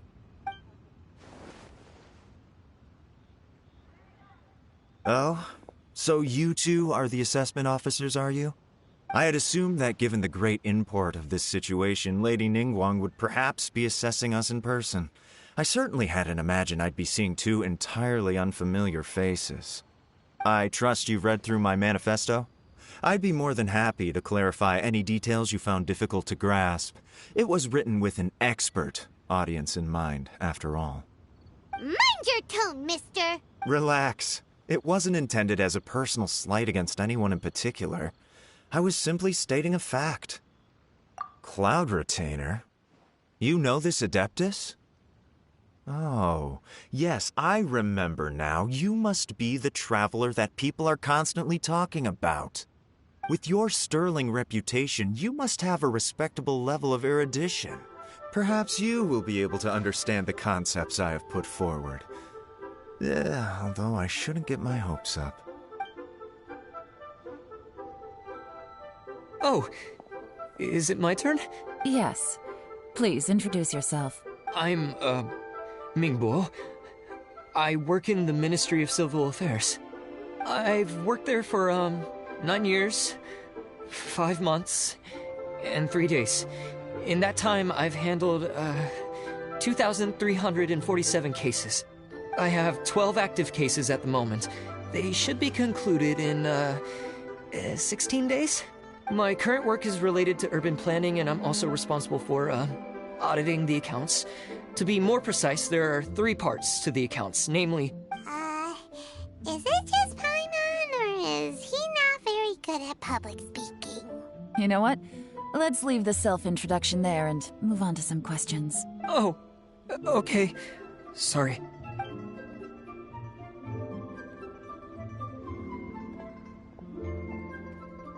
Hello. Not gonna lie, I'm feeling a little nervous. What would you like to know? You're here to assess me, so ask away and I'll answer your questions to the best of my ability. Your manifesto is very wide in its scope, but you don't seem to be personally involved in many of the specific fields. How can you be sure that you have the ability to put your plan into action? Very fair question. I completely understand where you're coming from, but I'm confident in my plan. I've visited many different places, talked to lots of people with far more expertise than myself, and my manifesto is the conclusion of these efforts. Of course, 2 different problems can be interconnected in very complicated ways, and you might reach 2 very contradictory conclusions depending on which one you're focusing on. What I've tried to do is strike a balance. In other words, present an optimal solution to all the problems as a whole. How do you plan to determine whether you are right or wrong about your proposed solution being the optimal one? A great question. Well, I'd start by having my colleagues and the secretaries of the Yuehai Pavilion evaluate any proposals before implementation. Post-implementation, it would all come down to the results. If it turned out that my judgment was to blame for poor results, I would take responsibility. Nice answer. All right, next question. He seems like a great guy. Everything he said was thoughtful and logical, and he was just a pleasure to listen to. Here's my take on what we just learned. As you saw, Qianwei is highly knowledgeable. He proposes many excellent ideas in his manifesto which effectively target the big issues. But he is very proud and incredibly stubborn. He doesn't care much about other people's feelings. Mingbo's plan is more thorough and more measured.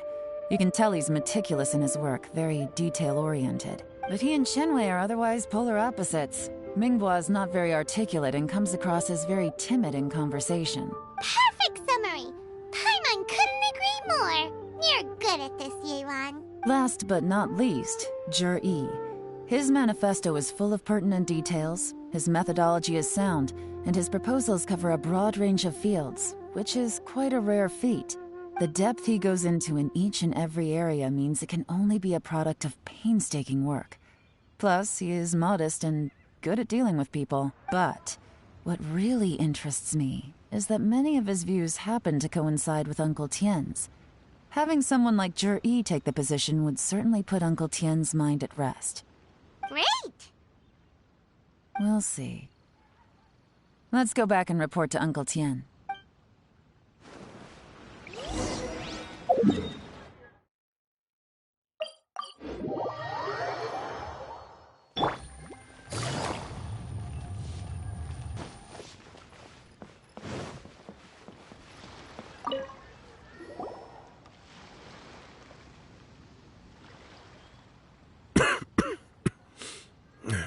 see. Then it's more or less as I anticipated. All right. Then let me ask this. The ideas in Jur-E's manifesto are very similar to your own. Is there any particular reason behind this? Oh, I didn't want to say anything when I gave you the list of candidates, for fear of affecting your judgment. But I can tell you now, those 3 candidates have all studied under me in the past. It's only natural that they share some similarities with me. But Xianwei went on to focus on his business, and Ming Guo has always been occupied with his work at the Ministry of Civil Affairs. Of all of them, Juri was with me for the longest duration. Whoa! So how did you get to know them all, Uncle Tian? Xianwei was referred to me by an old friend. Ming Guo came to my attention in the course of my work. As for Juri, I was pure happenstance. We first met while fishing. Gradually, as we got to know each other, we started discussing all sorts of topics. Juri came from a poor family, and his parents died when he was very young. But he was a gifted student and a fast learner. He reminded me of a younger version of myself. So I started out giving him a few words of advice when we were out fishing and noticed how quickly he got on. Quite. And now, all of a sudden, he's grown into a mature young man. It's a joy to see. But it also gets one thinking. The young are growing up, and I am growing old. How time flies. No one can escape the cycle of life. I don't know, Uncle Tian. You still seem in pretty good shape to me. You might have another few years of work left in you, don't you think? Oh, you. There's really no need to console me. Having less energy than I used to isn't such a bad thing. It just means I finally have a good reason to retire. Spend my days doing what old men like me should be doing. Going fishing whenever I feel like it. Sounds like you sure love fishing, Uncle Tian. Ooh, there's nothing quite like fishing to pass the time. Ooh, and freshly caught fish, they make the most beautiful fish soup with barely any preparation required. Fresh fish soup. Sounds tasty. Doesn't it? Also, some time ago, Juri purchased a very special recipe from an old fisherman. When we've been fishing recently, Juri always brings some extra ingredients he prepared in advance. The addition of these makes the soup taste even more wonderful. That flavor makes for a fond memory. But at my age, who knows how many more chances I have left to taste it again. Oh, can Paimon come next time too? Paimon really wants to try it. Let's get back to the matter at hand. Uncle Tian, we've reported back. Do you have a verdict? I appointed you as the assessment officer, and I trust your judgment. Had you not asked me why Juri's ideas were so similar to mine, I was not going to mention my history with any of them. This decision must be guided by what is fair and right. Please disregard all other considerations and make your final decision only after a thorough review of each candidate's talents and capabilities. Remember, you must be thorough. Understood. Come on, let's go talk somewhere else. Bye-bye, Uncle Tian. Look after yourself. So, it's gonna be Juri, right? His manifesto was written well, and he's the best speaker. Easy. Let's not rush. There's no time limit for this assessment. Huh? So, are you gonna give him more tests or something? No, nothing like that. The assessment itself is complete. But let me give you a word of advice. Things are not always as they appear. The biggest no-no in intelligence work is to only get information from the person of interest themselves. The truth is almost always hidden beneath many layers of deception. You have to get information through many different channels. For example, Wenyuan, Shanghua. Yes? Lady Yelan, what are your orders? Ugh! Who are they? Where did they come from? Did they scare you? These two are Wenyuan and Shanghua. They work for me. As my trusted assistants, they are always standing guard nearby. They also perform various assignments as required. Shanghua is a business expert who gets his information by trading. Wenyuan relies on word of mouth. And there's also Upei, who's not here right now. That meathead must have been out there on sea surveillance for some time now. Is he all right? I seem to remember that he can't swim. Nothing can take that guy down. Certainly not a little wind and waves. Shanghua, visit all the commerce guilds and look into Qianwei's background. Wenyuan, go to the Ministry of Civil Affairs and look through Mingbo's work files. Yes, ma'am. So what about Juri? Juri, well, obviously as the most promising candidate, we will be investigating him ourselves. Let's go to the docks first. Lots of people passing through there. You can find out all kinds of things. If we're looking for information, why don't we try talking to Bulai, the owner of Wanyu Boutique? He does business at the North Wharf. Maybe he has some news for us. That's actually not a bad idea. Let's go and ask him.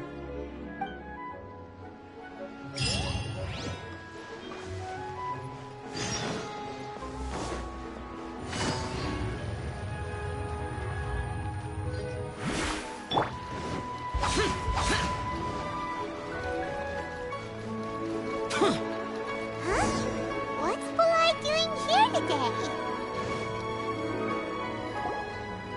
Look, your asking price for this batch is just too high. I can't buy in at this price. How am I supposed to turn a profit? Come on, hear me out. I'm telling you, this is the single best batch of Sunsetias ever. You won't find anyone who disputes that. I accidentally dropped one into a well, and even the water turned sweet. Even so... All right. I'll let you in on a little secret. The boss of Second Life also wants to buy from me, but I haven't responded yet. If you won't take him, I'll just have to partner with them instead, and neither of us wants that. Okay, well, when you put it that way, I'll accept your asking price. I'll take all your stock. Don't sell a single one to Second Life.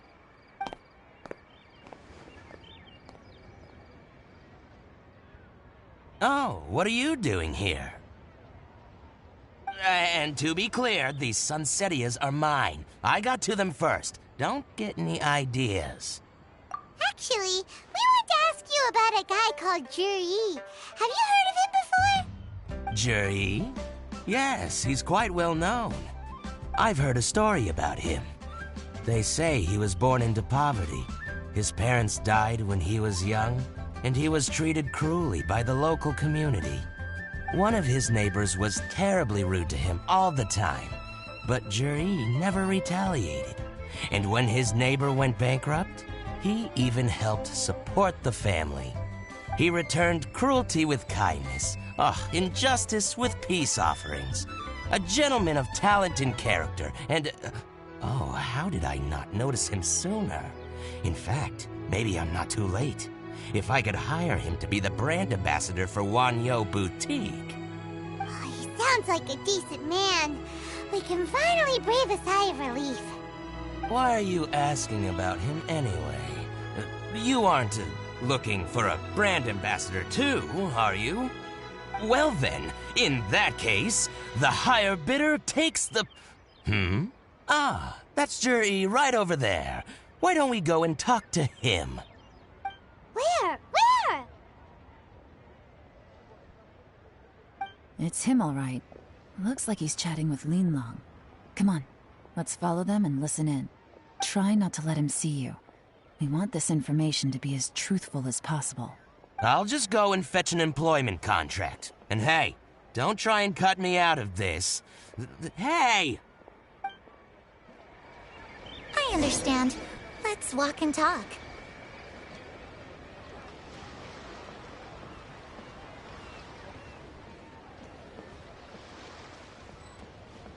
So, you were looking to buy a wineware set?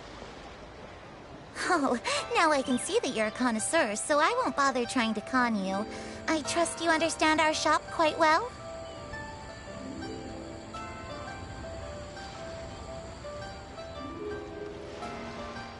The truth is, an old friend of mine, who likes to have a drink now and then, he fancies himself as a man of culture, but doesn't care for needless extravagance.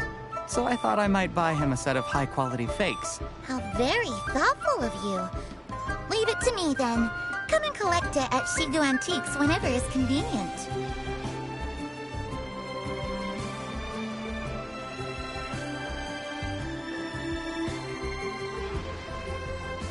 Thank you very much, Miss Linlong. It's my pleasure, Mr. Juri. These days, it's quite rare for someone of your standing to still keep up with their old friends. It's nice to see. I'll be sure to pick out a good set for you. You can count on me.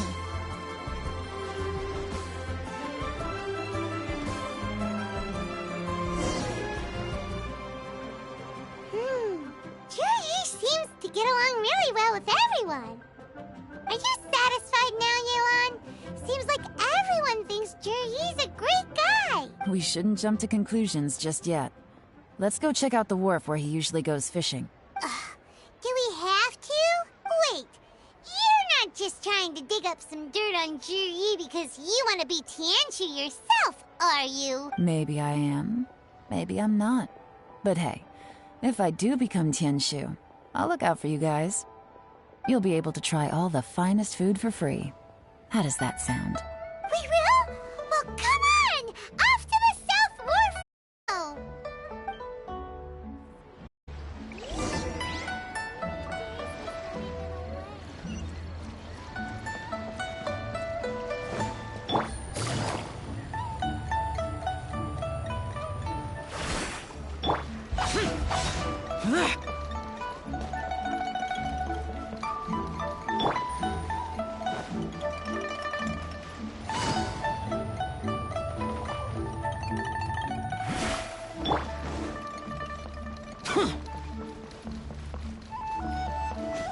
Useless!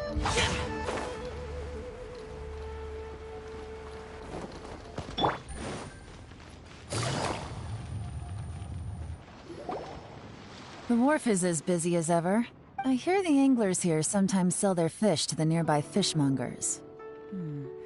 Let's see what Uncle Soon has to say.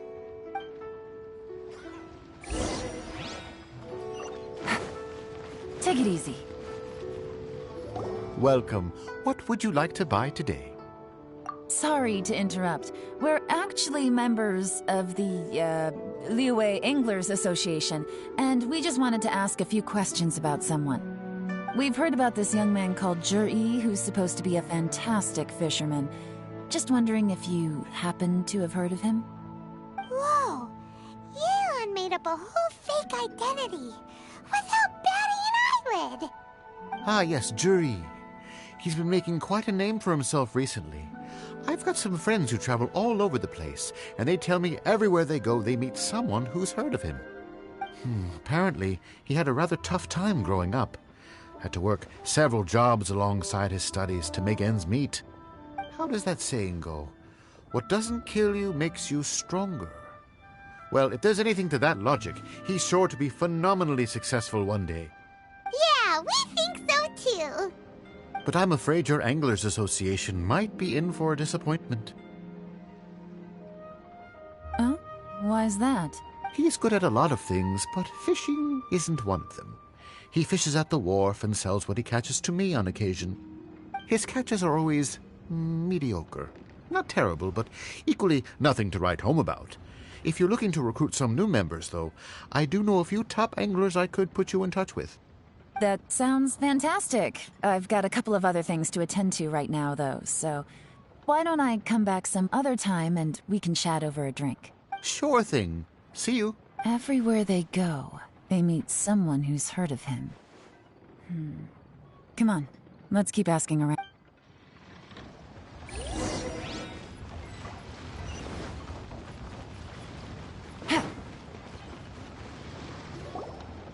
Here to buy some fish? It's 300 for one or 3 for 1,000.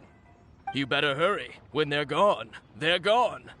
Hello, we're from the Society for Fish Price Research. We'd just like to ask a few questions.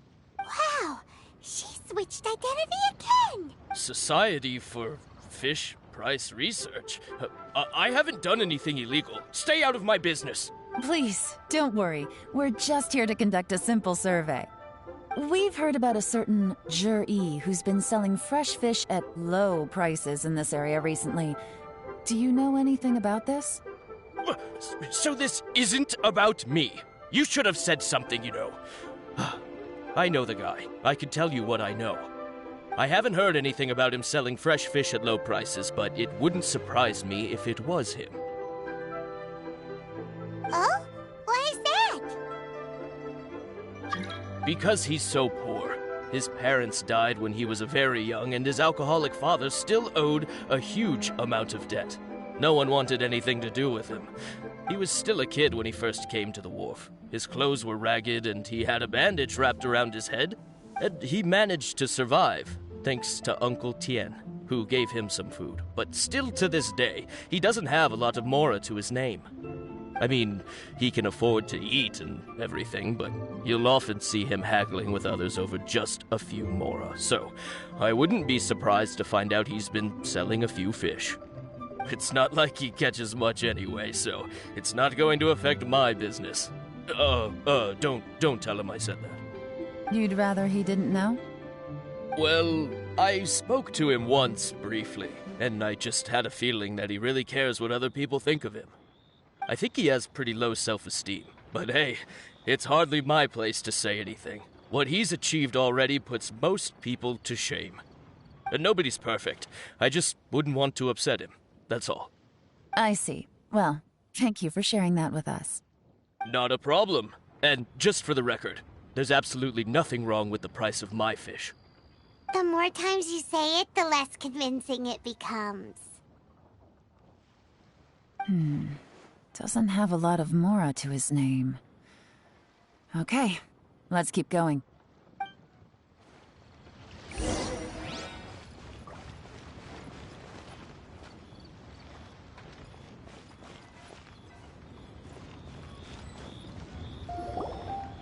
Hey, it's you guys! Wait, what's the phrase? Oh yeah, honored to meet you. What brings you to me? The truth is, we are but newcomers to this territory. We heard tell of a great martial artist, Master Dugu, who knows everything there is to know. Hence, we sought you out to ask for your guidance. Really? People said I know everything there is to know? But of course. We also heard that Master Dugu is a kind and virtuous swordsman who never turns away anyone who comes with questions. Great! So what do you wish to know? Nothing happens on this street that I don't know about. Now she's lying to a kid. So, Master Dugu, have you heard of one by the name of Jur-E? Sure have. You mean that guy that all the grown-ups are talking about these days? I've heard many tales of Jur-E. For example, I can't remember. Probably because it's nothing that important. I prefer stories about sword-fighting heroes! Oh, I can completely understand that. Then let me ask you this. Do you remember roughly when the grown-ups started talking about Jur-E? Oh yeah, I know that! It was about 2 or 3 months ago. Before that, people always used to talk about Jur-E in a kind of nasty tone of voice. But 2 or 3 months ago, suddenly everyone started to like him. Sometimes he gives me candies, so I'm glad that people are starting to like him now. Just as I thought. Huh? What do you mean? I mean, just as I thought, Master Dugu is indeed as kind and virtuous as the legends claim. I'm not that great. Oh yeah, one other thing. These days, there's a lot of people I've never seen before talking about jury stories in the street. They seem like nice people. Oh, definitely. Great! So next time I see them, I'll say hi. And I guess I can share some of my candies with them too. Certainly. You can also tell my friend in Yenshang Tea House about what they're up to. I'm sure my friend would also like to say hi to them. Thank you, ma'am. You're welcome.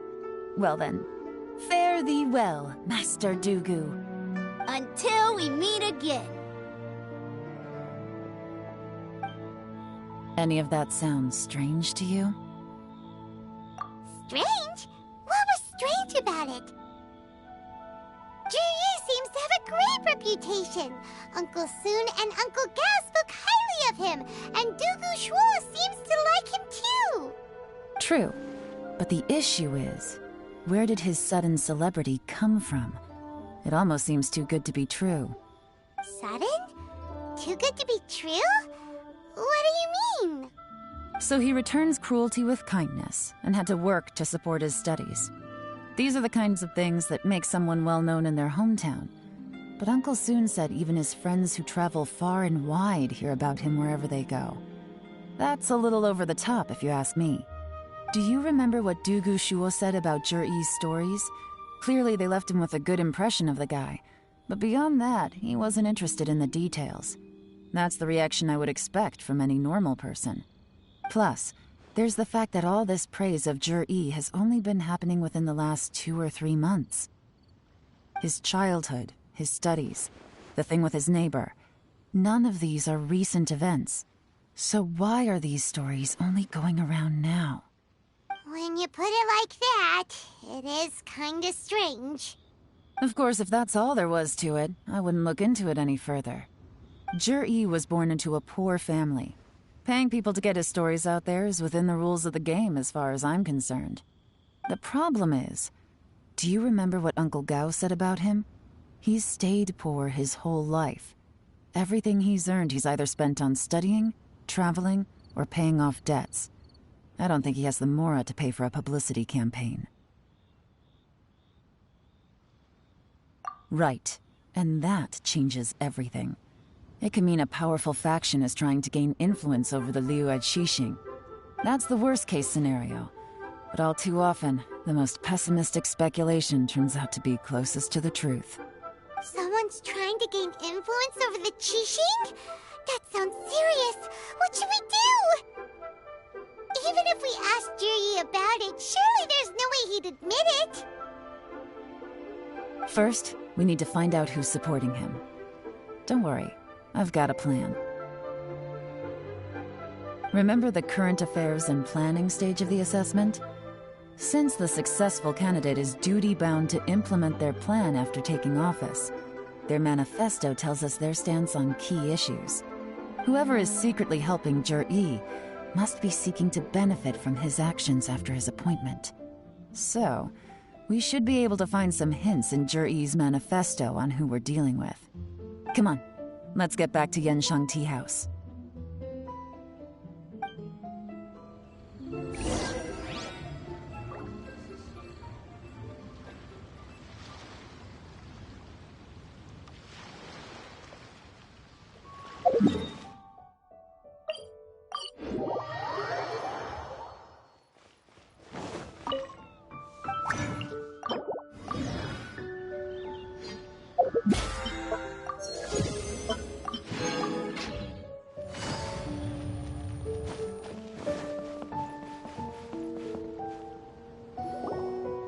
Jur-E's manifesto covers a huge range of topics. Looking for details that don't add up will be like trying to find a needle in a haystack. I'll divide the reports into 2 piles. You take one, I'll take the other. When we're finished, we'll put our heads together. Officially, the assessment is already over, and I'll be expected to announce the results before long. So we have to get to the bottom of this as quickly as we can. Yikes! We better hurry! Whatever else Uncle Tian might think of Zhi, the fact remains that he's one of his favorite students. Any evidence he's left is not going to be immediately obvious. We'll have to look carefully and think critically.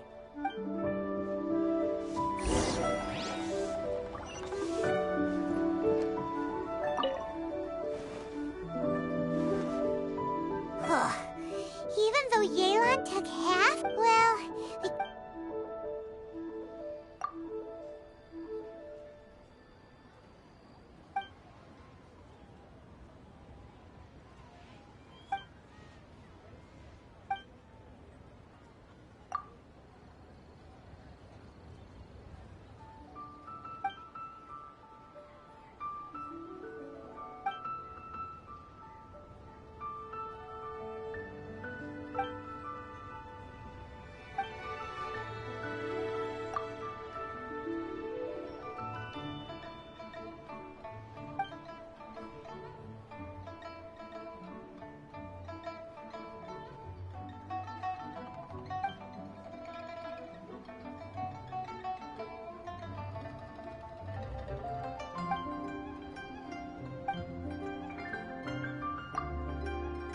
all this reading is giving Paimon a headache. Let's take a break.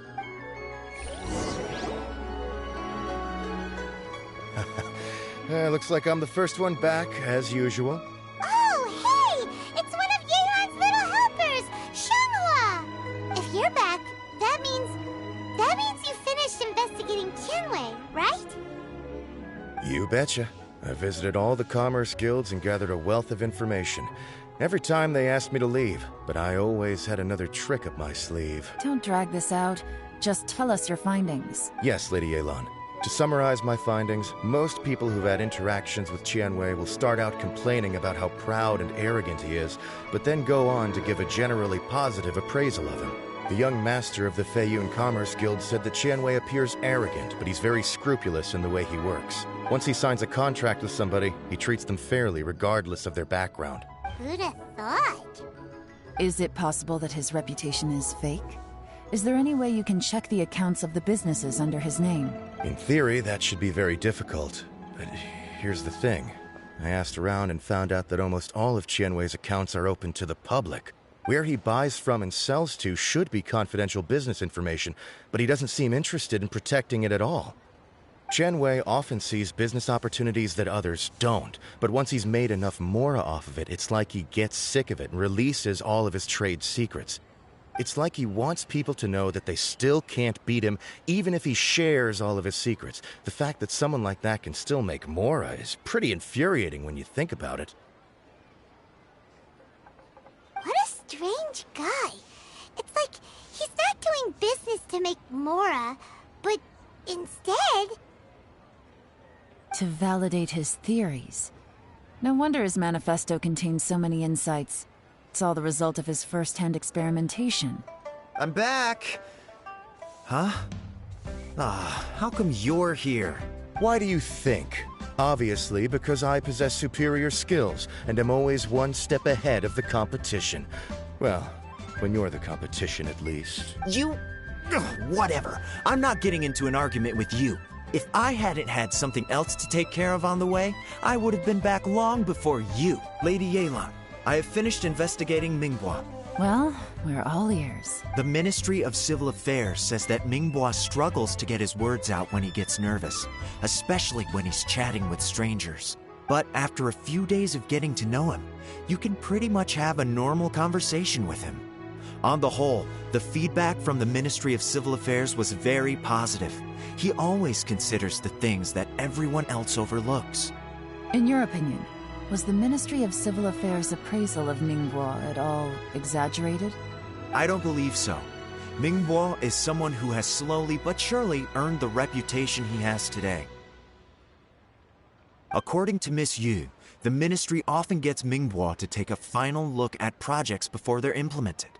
People feel much more confident in something if it has his stamp of approval.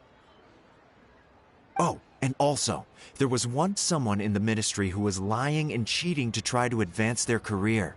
Mingbua gave them the scolding of a lifetime. Apparently, he can be terrifying when he loses his temper. I haven't seen it myself, though. Whoa, that's hard to imagine. Like I said before, things are not always as they appear. Ah, so that's what you meant by that. Paimon's starting to get it now. Thank you both. You're free to go now.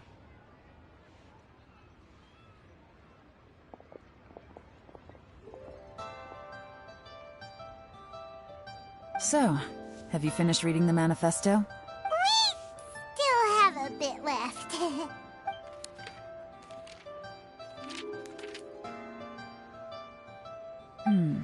I can't see any immediate problems looking at the individual entries. The only one that strikes me as a little unusual is the Cheongshu Pool redevelopment plan. Cheongshu Pool has always been home to many secrets. Plus, Ajdaha once wrought havoc there, so there are even more secrets buried deep underground. At some point, a rumor began to go around that there is great treasure buried beneath Cheongshu Pool. A long time ago, with the approval of the Qixing, a mining team conducted an exploratory excavation there. So, did they find any treasure? None. The ruin was completely impenetrable. The only way they could have gotten through the solid rock would have been by blowing it open with a special kind of explosive. The technology wasn't mature enough at that time, so the excavation project was shut down and the treasure became a mere legend. Zhi-Yi's manifesto focuses on solving problems, and this treasure hunt seems extremely risky. It seems out of step with the rest of his plans. Still, this one fact alone doesn't tell us much. Everyone wants to get their hands on this treasure. The treasure hoarders, the Fatui, even local Liyue factions. Did you find anything? Excavation? Project? Treasure? Did we read anything similar in our half of the manifesto? Oh yeah! Zhi-Yi said the Blackcliff Forge workers should get right of first refusal if any suitable projects come up. Did he now? Well, that makes everything much clearer. So Zhi-Yi wants the Blackcliff Forge to excavate the treasure of Cheongshu Pool. Does that mean the Blackcliff Forge is Zhi-Yi's secret supporter? No, not likely. I've looked into the Blackcliff Forge before. They aren't involved with any powerful factions at present. They do possess some specialized explosives, but it would seem more trouble than it's worth to put so many resources into a risky project like this. Still, since the clues are pointing toward the Blackcliff Forge, we should see where they lead. We may well find something new. Qianwei and Mingbua both turned out to be completely different than what we thought. What about Zhi-Yi? Is there another side to him too?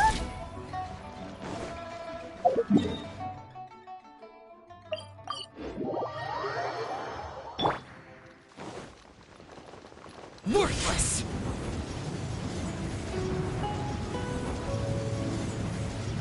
This is the Blackcliff Forge. Let's look around for clues.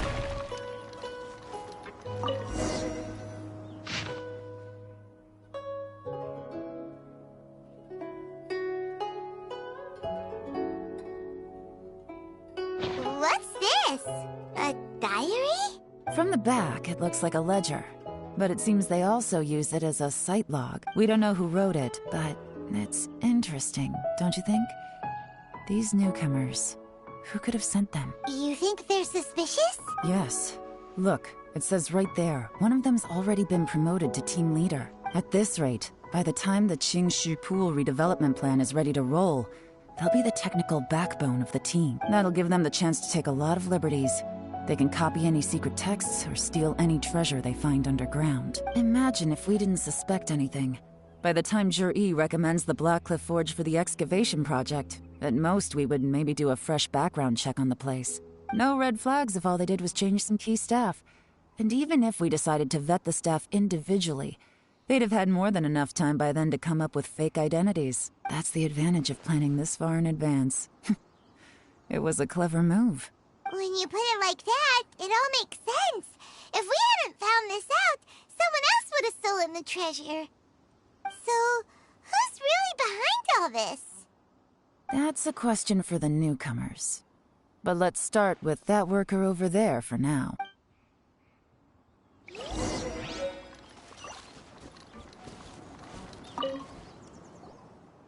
Excuse us. We want to ask you about the newcomers.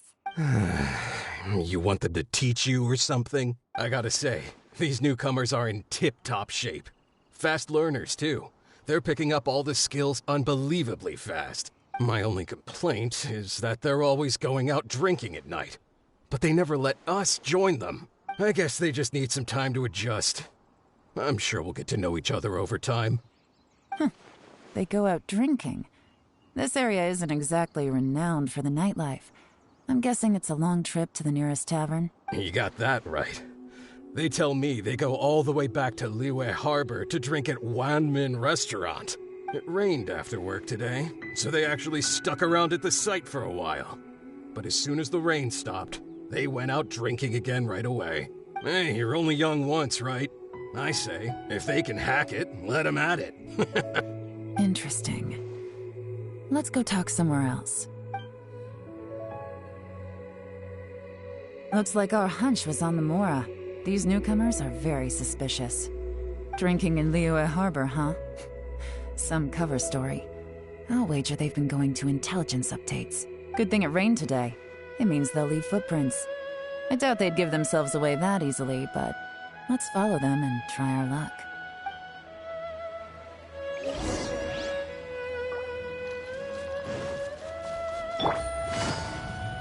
They went that way! Hurry, we gotta catch up!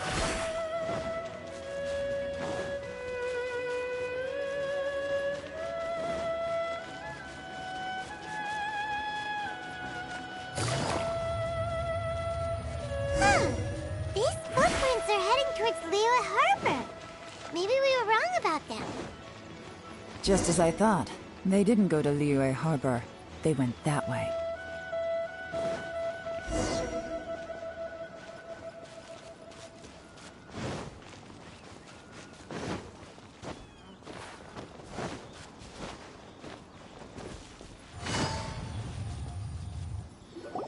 The footprints stop, but, judging from the direction, I'm guessing their destination was that abandoned house.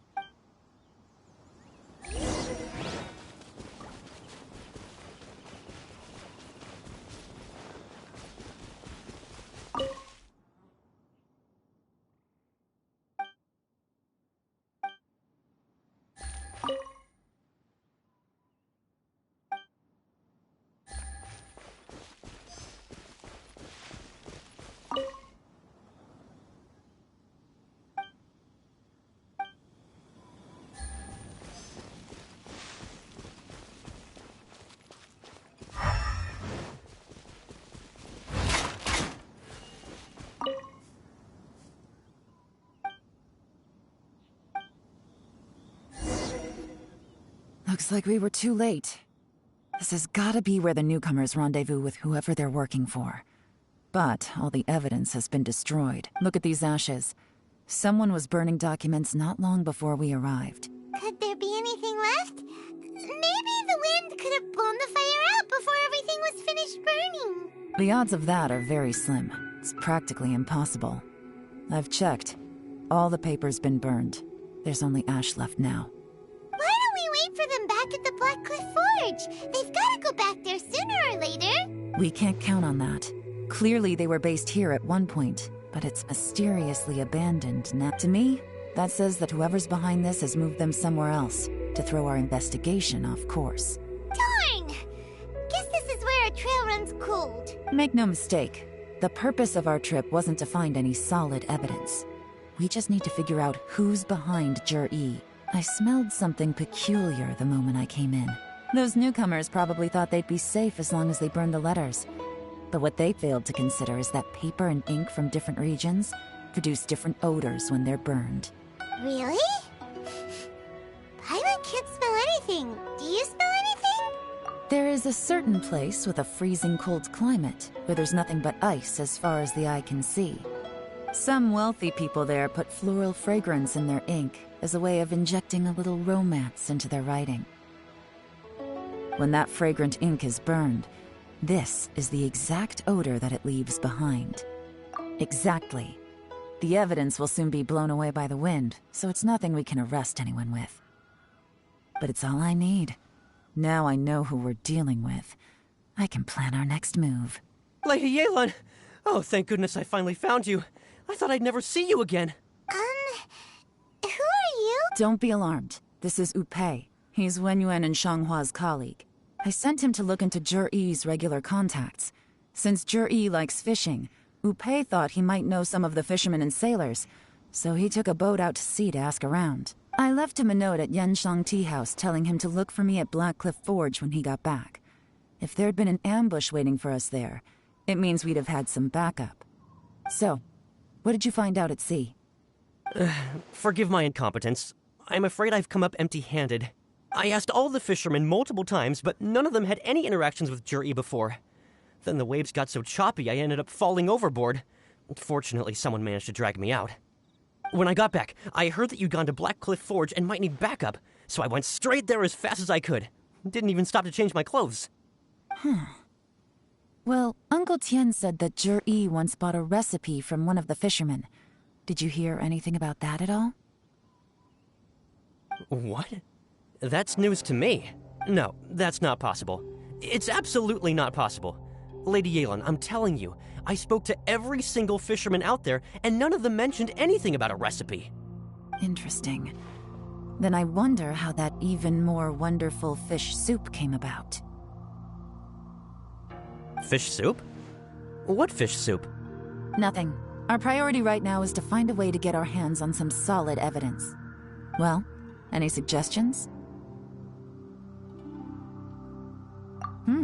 Not a bad idea. Upei, what do you think?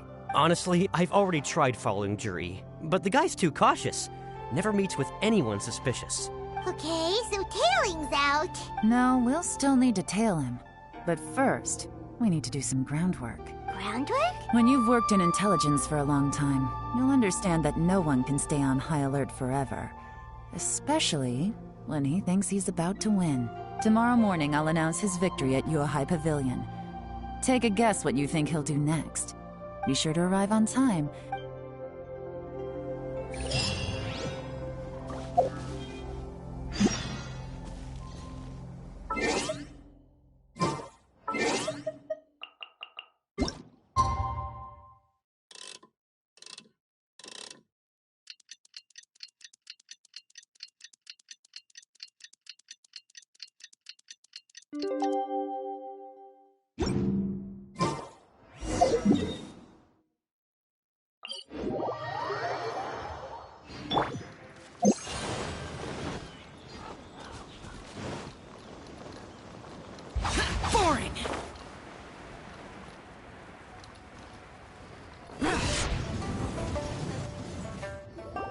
It looks like we're all here. Well then, time for me to announce the results of the assessment process. I won't drone on about the importance of the Tianshu role. Suffice to say that Uncle Tian entrusted me with the monumentally important task of assessing the candidates. And now, it falls to me to give him a satisfactory answer. All of us here know the score. Don't beat around the bush, just get on with it. Qianwei has many pioneering ideas, but some of his plans are lacking in detail, and he easily gets into testy exchanges with other people. Mingbo is reliable, but not quite ambitious enough, and because of his personality, he struggles to win people over. In contrast, Zhiyi is evenly balanced across the board, and enjoys an excellent reputation in Liyue. After much consideration, I have decided to recommend Zhiyi to the Liyue Qixing. What? Oh, congratulations. Thank you. Honestly, I'm a little surprised to hear my name being announced. In my estimation, all three of us are worthy candidates for the Tianshu position. As your competitor, I've become keenly aware of your great talents. Would either of you entertain the possibility of working with me in the future and taking on some of my workload? I'll have to see. I'm in a bad mood. This is the last thing I want to be thinking about right now. I don't mind, as long as I can help. Okay, well, that's all from me. Zhiyi, you'll have some preparation to do. It won't be long before you're informed of your official appointment. I hope you will work hard and make Uncle Tien proud.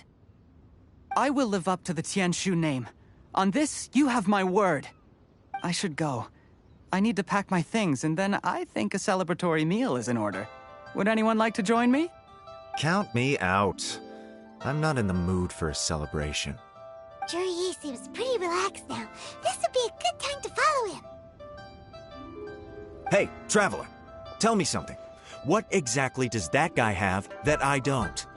If you can't answer that, I'm not accepting this result. I, also wouldn't mind knowing. Oh no, if we get stuck here, we won't be able to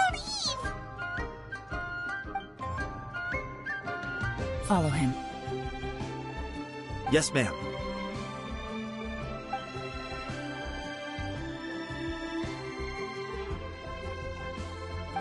We finally got rid of them! Lady Yelan, Juri has gone towards Feiyun Slope. Follow him, quickly. So Juri really sided with the Fatui? But Uncle Tien thinks so highly of him. Why would he do this? Difficult to say, but everything should become a lot clearer when we find him.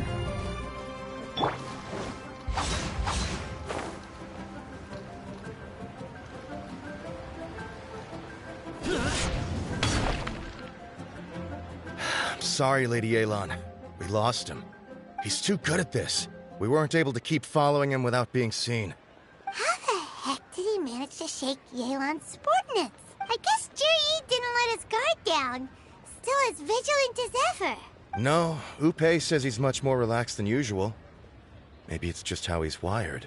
Perceptive enough to sense when he's being watched. But how? Don't blame yourselves. Let's not forget he was trained by Uncle Tien himself. Evading detection is not an unusual skill for him to have. If I'd asked you to tail Uncle Tien, you'd have ended up at a dead end too. It's fine. So, where did you lose him? Xinyue Kiosk. He only went in briefly. Upe and I were watching outside the whole time. A few moments later, a man dressed in a completely different outfit came out. Upe had a feeling that it was him, but we couldn't get close enough to check without blowing our cover. I figured that if we spooked him, it would undo what we've accomplished today so far. Another option would have been to arrest him there and then, but without any evidence, that would have been meaningless. So I stopped Upe, and I stayed here to wait for you while that meathead went to ask around in Xinyue Kiosk. Good work. The fish didn't take the bait, but that's okay. As long as he's still swimming around, we'll find a way to catch him eventually. The key is figuring out what he's trying to achieve. Let's go to Xinyue Kiosk.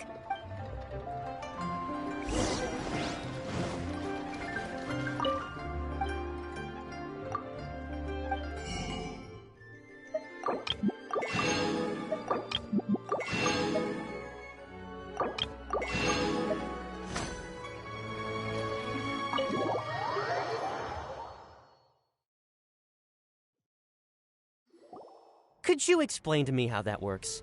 A guy like him comes in, changes his whole outfit right under your nose, and you don't even ask him about it? Our customers are free to dress however they please. What grounds would I have to question him? Okay, fair enough, but didn't you think it was just a little bit strange? Well, maybe I did, but it still doesn't give me the right to stop him. Enough. Let's tone this down a little. I'll make this quick. Just one question. What did he buy while he was here? Oh, he didn't buy anything. He just picked up a bottle of liquor that he ordered ages ago. A bottle of liquor? Yes, a very strong kind.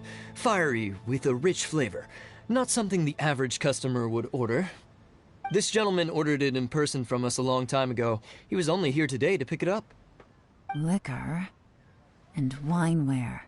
I see. Let's go. Where to? Shigu Antiques.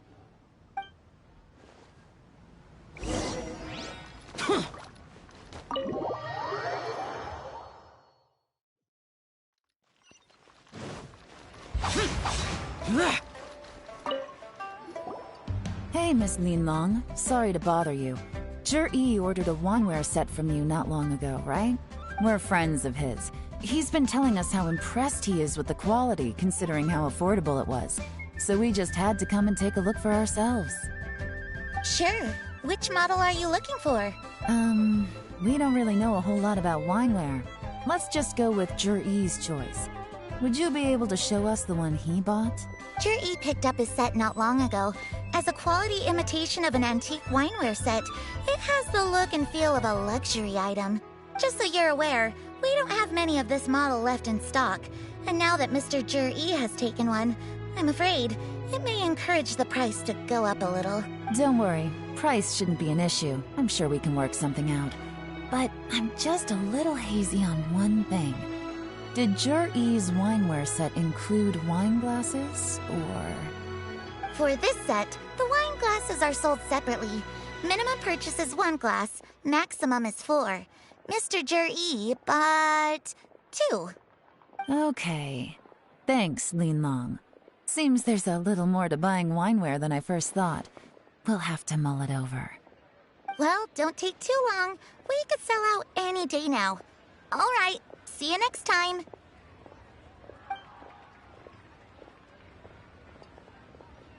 This is turning into a real headache. I'd just like to point out that we have the self-professed Grand Master of Fieldwork here to thank for being wholly incapable of tailing an ordinary civilian without being seen. It's not like you did any better. My specialty is information trading, okay? I don't have the physical agility. What's your excuse? Fair point. Yelan, so has the plan failed? Oh, if we can't figure out where Jur-E went, there's not much we can do. But why was he buying liquor at Shinue Kiosk anyway? To celebrate? If so, it's no ordinary celebration. What do you mean? First of all, Jur-E isn't much of a drinker. On some level, he hates alcohol because of what it did to his father. If he was just looking to celebrate by himself, he wouldn't spend his meager savings on an expensive bottle of alcohol, let alone buy a pair of special wine glasses. No, this is a victory feast, held in honor of Jur-E's private sponsor. Whoever this person is clearly enjoys hard liquor and has a very high status, hence the need for expensive-looking wineware. Now, where might we find Fatui who match that description, I wonder? Fatui officials. Should be either the Snezhnayan Embassy or the Northland Bank. Have both locations surrounded. Take as many people as you need. Lady Yelan, is it time for us to make our move? If so, you can count me in. Get with the program, would you? This is a covert surveillance operation. Jur-E may be vigilant, but that doesn't mean the same is true for his drinking buddy. In which case, we don't need to change tactics. Just change who we're following. Great idea! So we just need to find out who Jur-E bought that liquor for and follow them instead! But Lady Yelan, if we get caught, this could become a major diplomatic incident. I'm well aware, but don't you see? Jur-E is gambling everything on this. If we really want to catch him, we're going to have to accept a little risk ourselves. Stick to your orders, and make sure we're covering all other bases too. Anywhere else Jur-E might be going. I want eyes on those locations. Yes, ma'am. Don't worry, Lady Yelan. Jur-E may be a slippery character, but we'll keep a close watch on the movements of all Fatui officials. I'll be waiting for you at the tea house. If I'm guessing correctly, Fatui officials are likely to take action at night. You should go and get ready. Then meet me at Yansheng Tea House.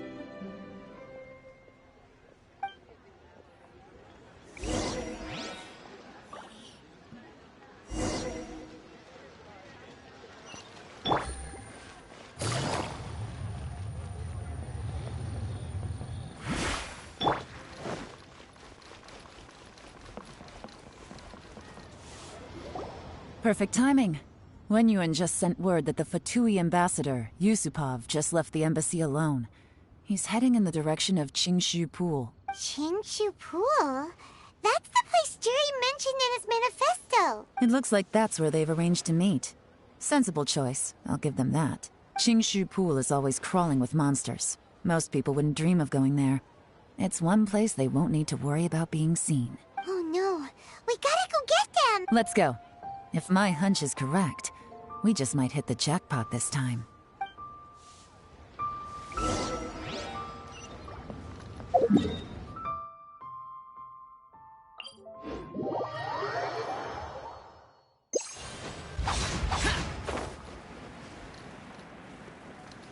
This is Qingshu Pool, full of ruins, crawling with monsters.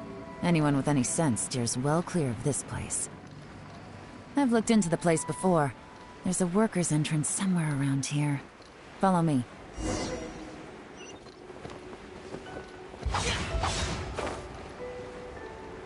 Worthless! There's been some work done on this place in the past, but it's a bit of a labyrinth inside. I can't guarantee we'll be safe once we're underground. The workers left an emergency access route. If we can find it, this will be a much easier journey. Still, be ready to fight at any moment. Any resistance needs to be taken out quickly and quietly. We don't want to attract too much attention. Don't worry, we're all professionals here. By the way, Yelan, where are your 3 little helpers at? They have other things to take care of first. We couldn't afford to wait for them, but they'll join us later.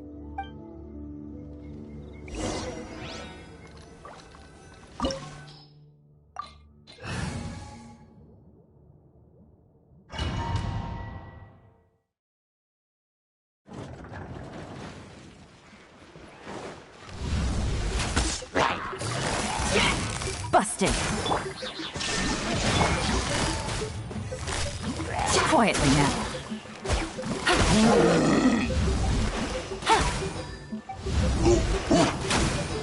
Shine down! Useless!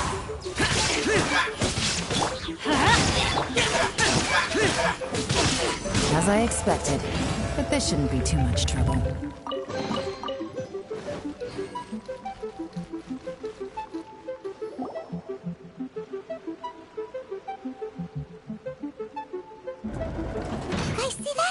That's gotta be the Fatui ambassador here to meet Ji. Looks like he went through that door. That must be the emergency access route, right? Come on, let's hurry.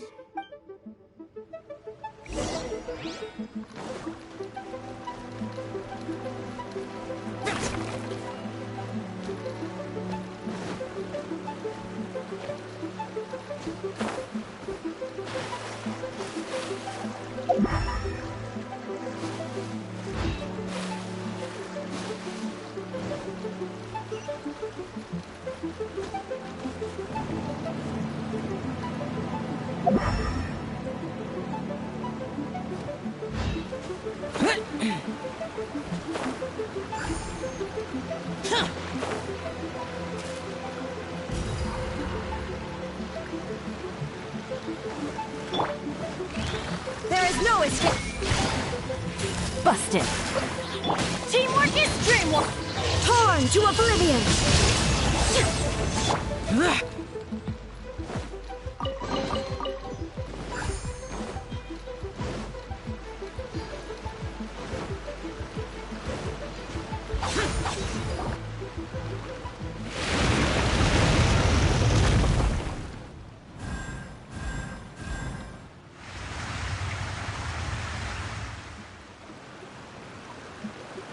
The water's gone down. Hey, look! Is that another way through?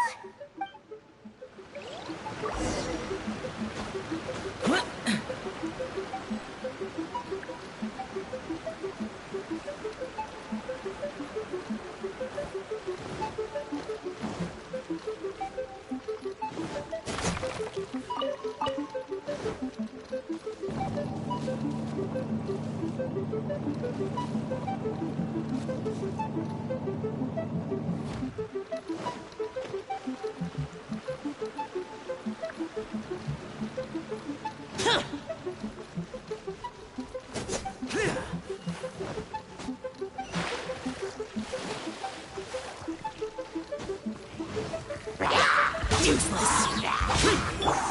Illusion Quietly now.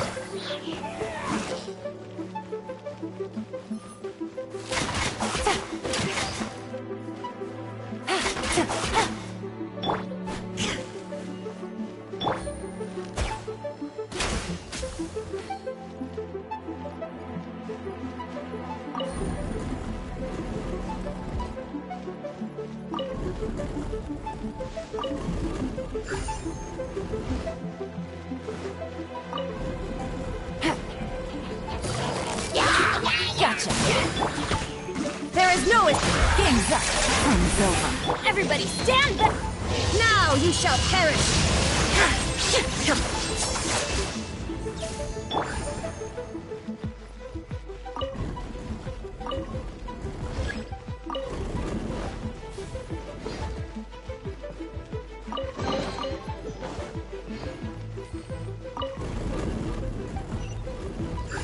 Take it easy.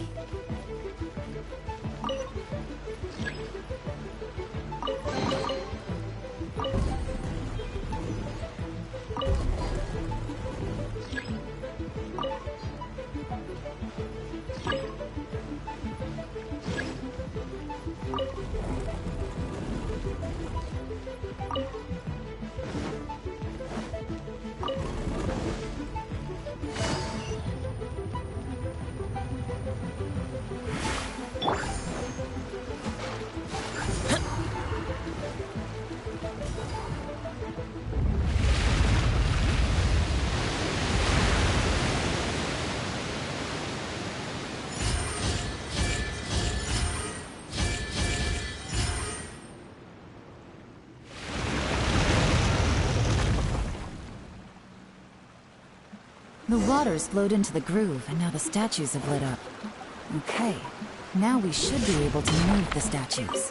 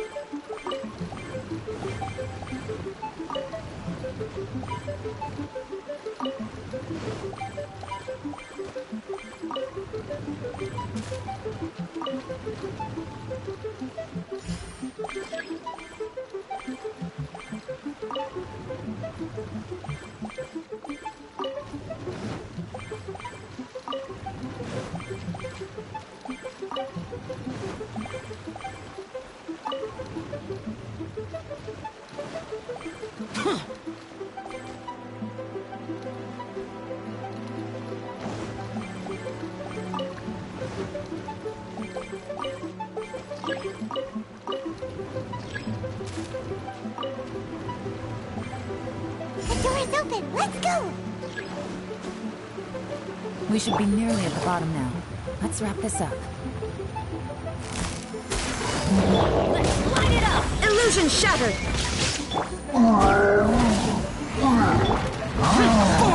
Evil conquering!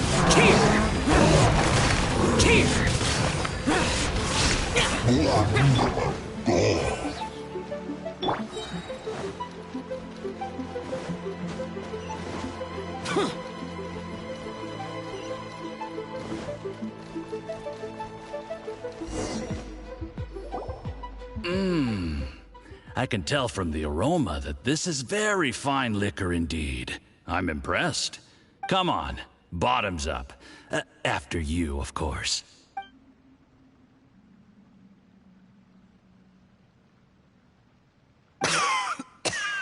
Oh, sorry. That went down the wrong way. I've never drunk anything this strong before. It'll take me some getting used to. You'll get there. If you want to stay friends with us, you have to drink with us. I'll do my best. You're more of a lightweight than I thought. Already struggling after one glass? I thought you were made of sterner stuff. You certainly kept it together when you were poisoning your teacher's soup. Come on, another round. Less talking, more drinking. Sure. You didn't leave me much of a choice, though, did you? Just the mention of poisoning sends shivers down my spine. I'm more timid than you realize. Every time I poisoned him, I had to hide away at home for a few days because I was so scared of getting caught. Look, I know it has not been easy for you, my friend. We appreciate all your hard work. But, I have to say, you really are quite a genius at poisoning people. I mean, the poison we brought from Snezhnaya is as strong as this wine, but you found a way to turn it into an imperceptible, slow-acting poison and came up with the idea of delivering it through fish soup. What was it you said? Oh, yeah. You said the soup's fishy flavor neutralizes the pungency of the poison, and this process even makes the soup tastier as a result. It struck me one day when I was fishing. I'm lucky it did. Otherwise, I'm not sure I would have been able to fool Uncle Tien. You have performed excellently. The Fatui will continue to provide the support you need to consolidate your position as Tien Shu. Of course, this is as long as you continue to do as we instruct. Aside from Qingshu Pool, we also have some other requests for you, which we will inform you of in due course. Don't worry. Whatever tasks you have for me, I will perform them diligently. Did you hear that? It was poison! That's why Uncle Tien hasn't been feeling well recently. It's all Jurye's doing. What a nasty guy! Seize him! Hold on. Did you bring a camera? If not, you can use mine. This is quite a scene. We have to capture it for posterity.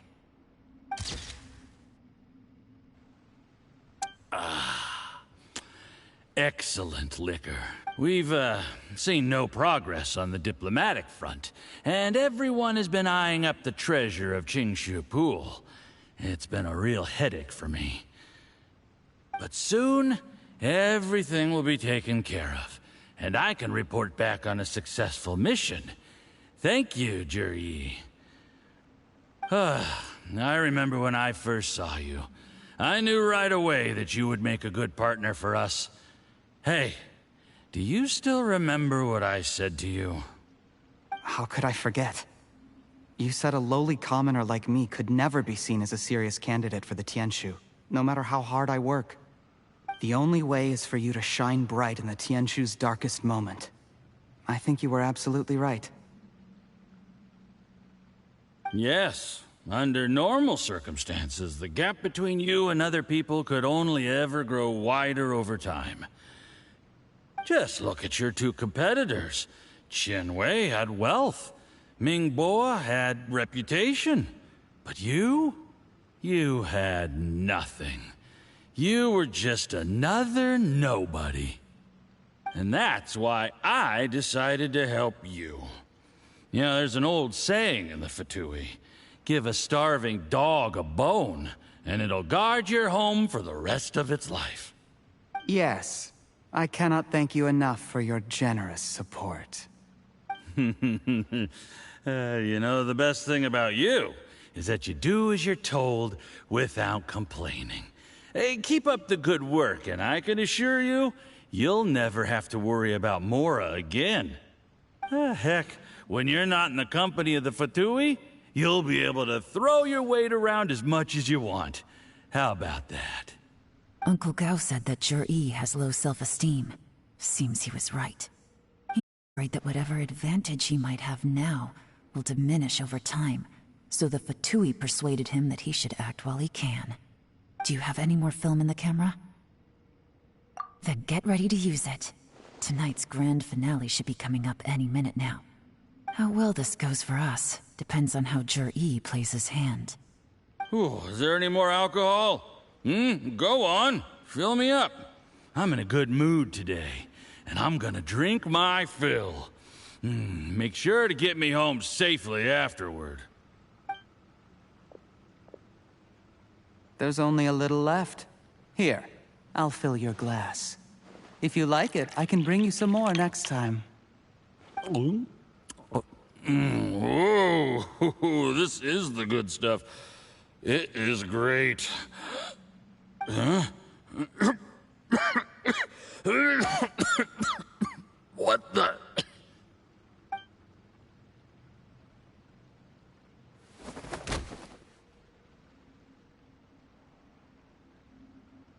Jurye, you poisoned my wine? But when? You seem surprised, Mr. Yusupov. How could you? How could I not? I've sacrificed years of my life studying and reflecting to prepare myself for this position. And in the end, I even had to poison my own teacher. You really think I'd put myself through all that just to become your little puppet? I don't want to bow down to anyone ever again. And that includes you. You imbecile. It's the Fatui who got you to where you are. Do you understand? If I disappear with no explanation, the embassy will come after you. They'll get to the bottom of this. Mark my words. Do you see the haystack in the corner? Underneath it is a pile of explosives. And next door in the dark room are the 3 undercover agents you sent to infiltrate the Black Cliff Forge. I'm gonna stay here till I see you slip into unconsciousness. Then I'm gonna set this on fire. Once the flames burn through the hay, they'll ignite the explosives, the ruins will collapse, and everything will be buried. What do you hope to? I took the liberty of leaving some evidence of your contact with the undercover agents at the Black Cliff Forge. It won't take long for people to join the dots. 2 missing person cases will become one as the truth gradually reveals itself. The Fatui planted undercover agents in the Black Cliff Forge to steal their signature ruin-grade explosives. Their plan was to blow through the solid floor tiles in the dead of night and seize the treasure of Qingshu Pool. But things didn't quite go to plan. Mistakes were made that led to the accidental deaths of the entire crew. Faced with the overwhelming evidence, the embassy won't investigate this any further. In fact, they'll be only too happy to blame it all on a rogue operation by you. It explains why you acted alone, while exonerating the rest of the embassy of any liability. Of course, none of that will have anything to do with me. When all of this comes to my attention, I'm afraid I'll have no choice but to cancel the Qingshu Pool redevelopment plan immediately. I guess then, I'll be Tianshu in my own right, with a clean record and well out of the Fatui's reach. Juri, do you really think you're gonna get away with this? The Fatui has a record of everything. That includes the poison, all interactions between us, even my trip here tonight. After I die, they'll come looking, and they'll get to the bottom of this. A record? Oh, you must mean the one in the hands of your second-in-command, Theophon? What? How do you know about that? Because when you contacted me, I also made contact with your associates. I have Theophon to thank for providing me with the poison I used on you today. He'll help me tie up all the loose ends. After all, your untimely demise comes with a few perks for him. He has been eyeing your position for a long time now. That traitor! Juri, you... Shh. Relax. It's over. After tonight, everyone gets what they want. And anyone else in the know is either my accomplice or about to be taken out of the picture. Sweet dreams, Mr. Yusupov.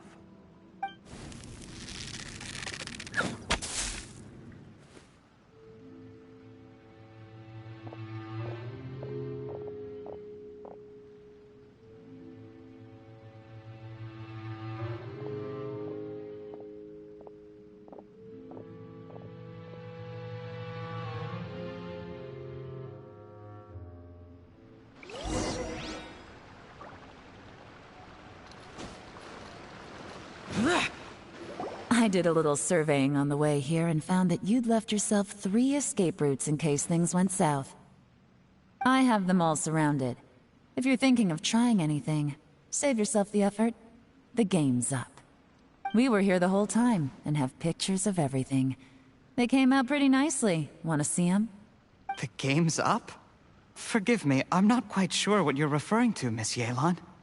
I happened to discover a Fatui operation here, so I approached them on the pretext of joining forces and eventually brought them down from within.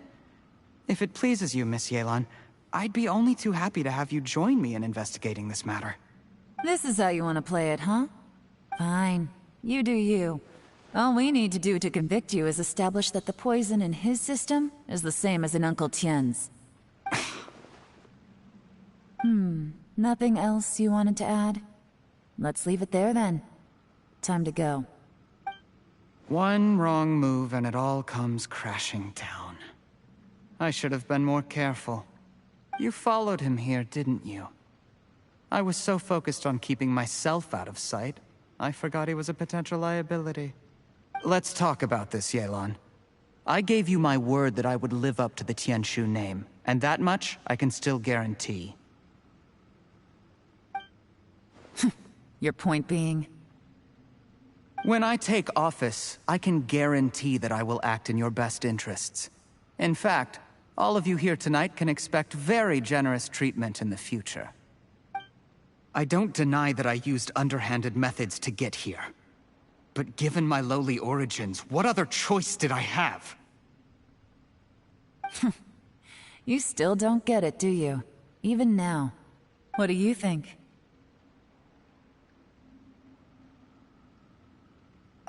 Exactly. Jur-E, clever people can always come up with a good excuse. But while you might be able to get other people to believe you, you'll never be able to deceive yourself. There's nothing wrong with wanting to win other people's respect, but when has Uncle Tien ever looked down on you? He was like a teacher and a father to you, but you chose to repay that by poisoning him. Whatever positive goal you may have started out with, you threw it away in that moment. That's enough. Of course. What makes this even crueler is that you managed to convince yourself there was no other way. Uncle Tien was always going to give you this opportunity, even if you'd done nothing at all. Out of everyone in the world, he is the one who trusts you the most. So much that he drank your fish soup without doubting you, not for 1 second. That's enough!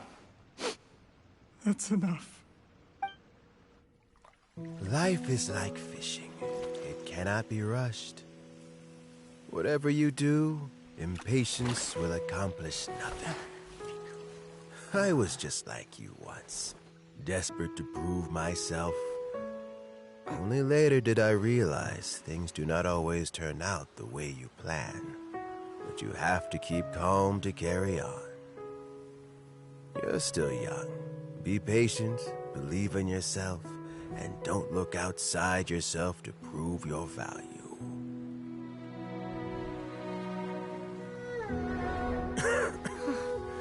Where's Jur-E these days? It's been a long time since he last paid me a visit. Maybe he's just busy. Well, next time, if he doesn't bring a pot of piping hot fish soup, don't let him in.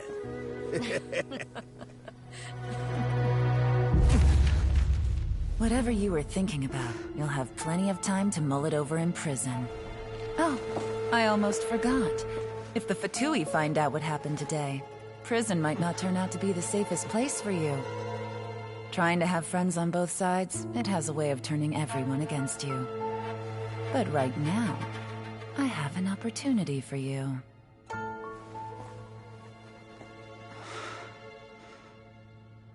Huh?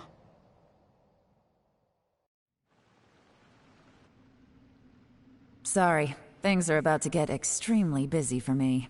Let's meet at Yanshang Tea House tomorrow morning. I'll have someone remove the explosives. Then, there's someone I have to go and see. Need our help with that? No, it could be dangerous. You should leave this one to the professionals. Don't worry. As long as they're willing to cooperate, this'll be a straightforward deal. Get some rest. See you tomorrow.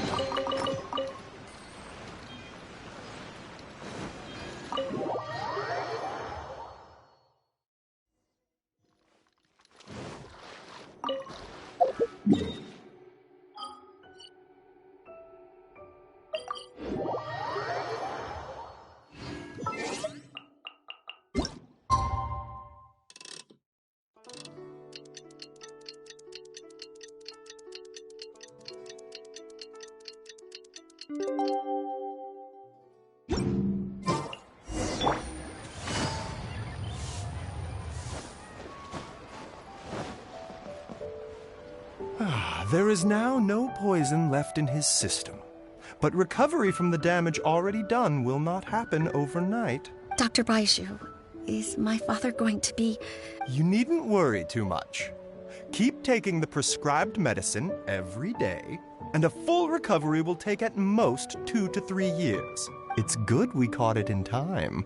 A few days later, and the toxin would have built up in the internal organs. At that point, things would have been much more serious. How did they successfully secure such a seldom-seen poison? It seems the Fatui are extremely resourceful. Unfortunately for them, they were up against us. Uncle Tian will be heading off now. Remember to get plenty of rest and avoid overexerting yourself while you're recovering. Don't worry, I will. Thank you very much.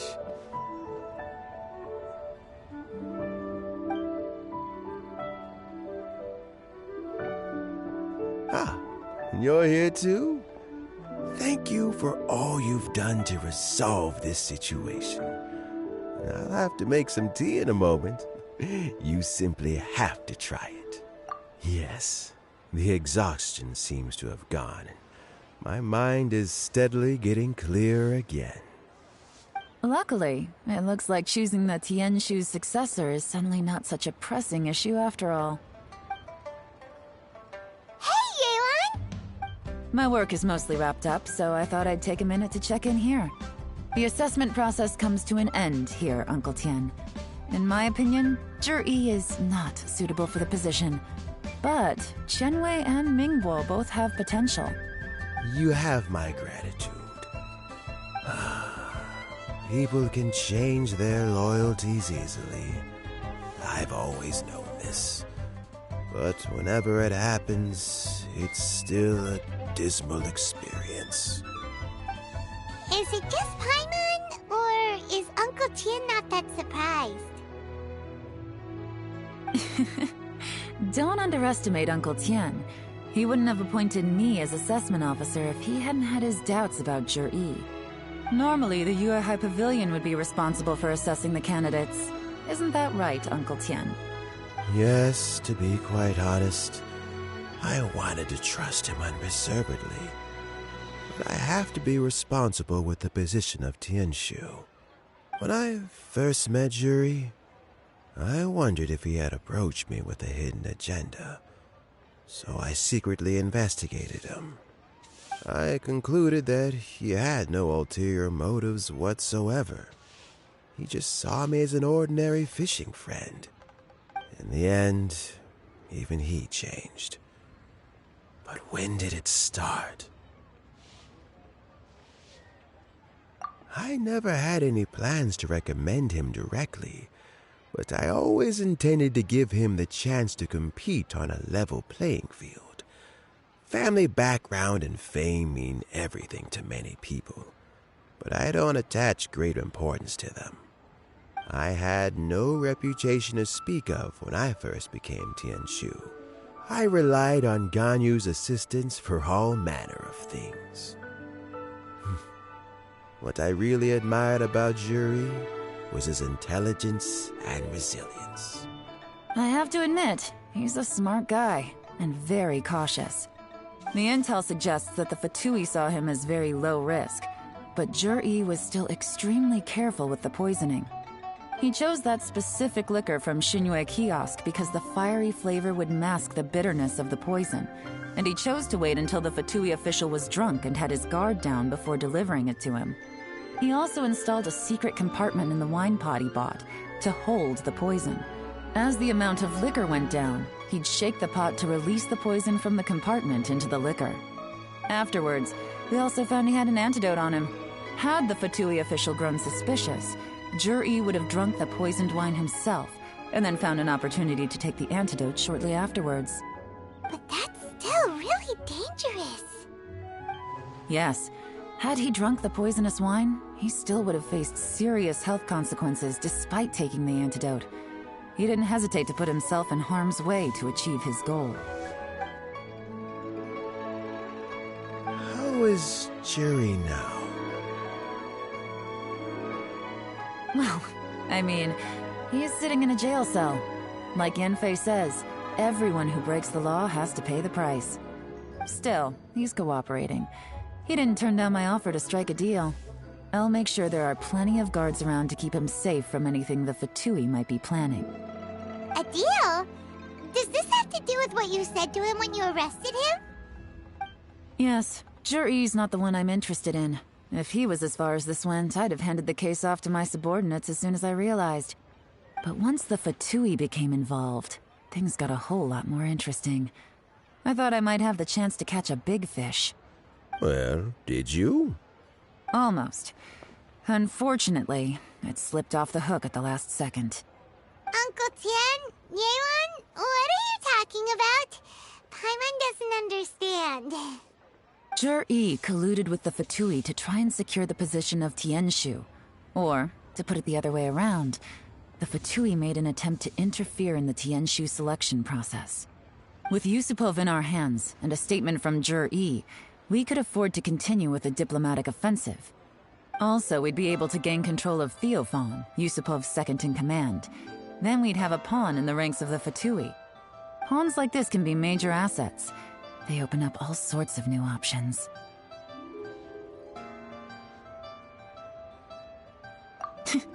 Why else did you think I was investing so much time and effort into this case? So, okay, well, did your plan succeed?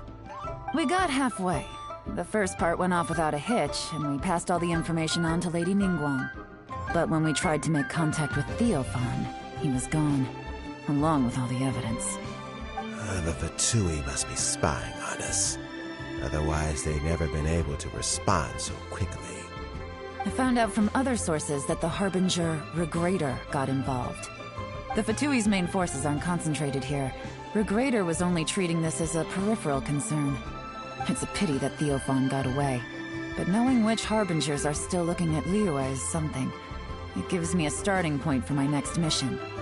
I have to ask, yelan, do you have any desire to take over the position of Tianshu yourself? I remember you showed some interest a few days ago at Yanshang Tea House. In my estimation, you are more than competent. Oh, that. I was obviously joking. I prefer my current life. There's danger and there's excitement. Although it'd still be a behind-the-scenes role, as Tianshu, I wouldn't have the chance to get involved in anything truly clandestine or face any real danger. All right, I'm done here. Time for me to go. I'm heading off again in a few days, and I still have to prepare. Where are you off to this time? As you might have guessed, it's for me to know and you to find out. But I'm sure if you keep going as you are, getting yourselves involved in other people's business all the time, you're sure to get caught up in another misadventure before too long. Maybe I'll see you the next time danger beckons. Until then, keep your wits about you. A lot of people are watching you for a lot of reasons. If you have any more questions, just ask Uncle Tian. After the recent turn of events, I'd say he owes you one, wouldn't you?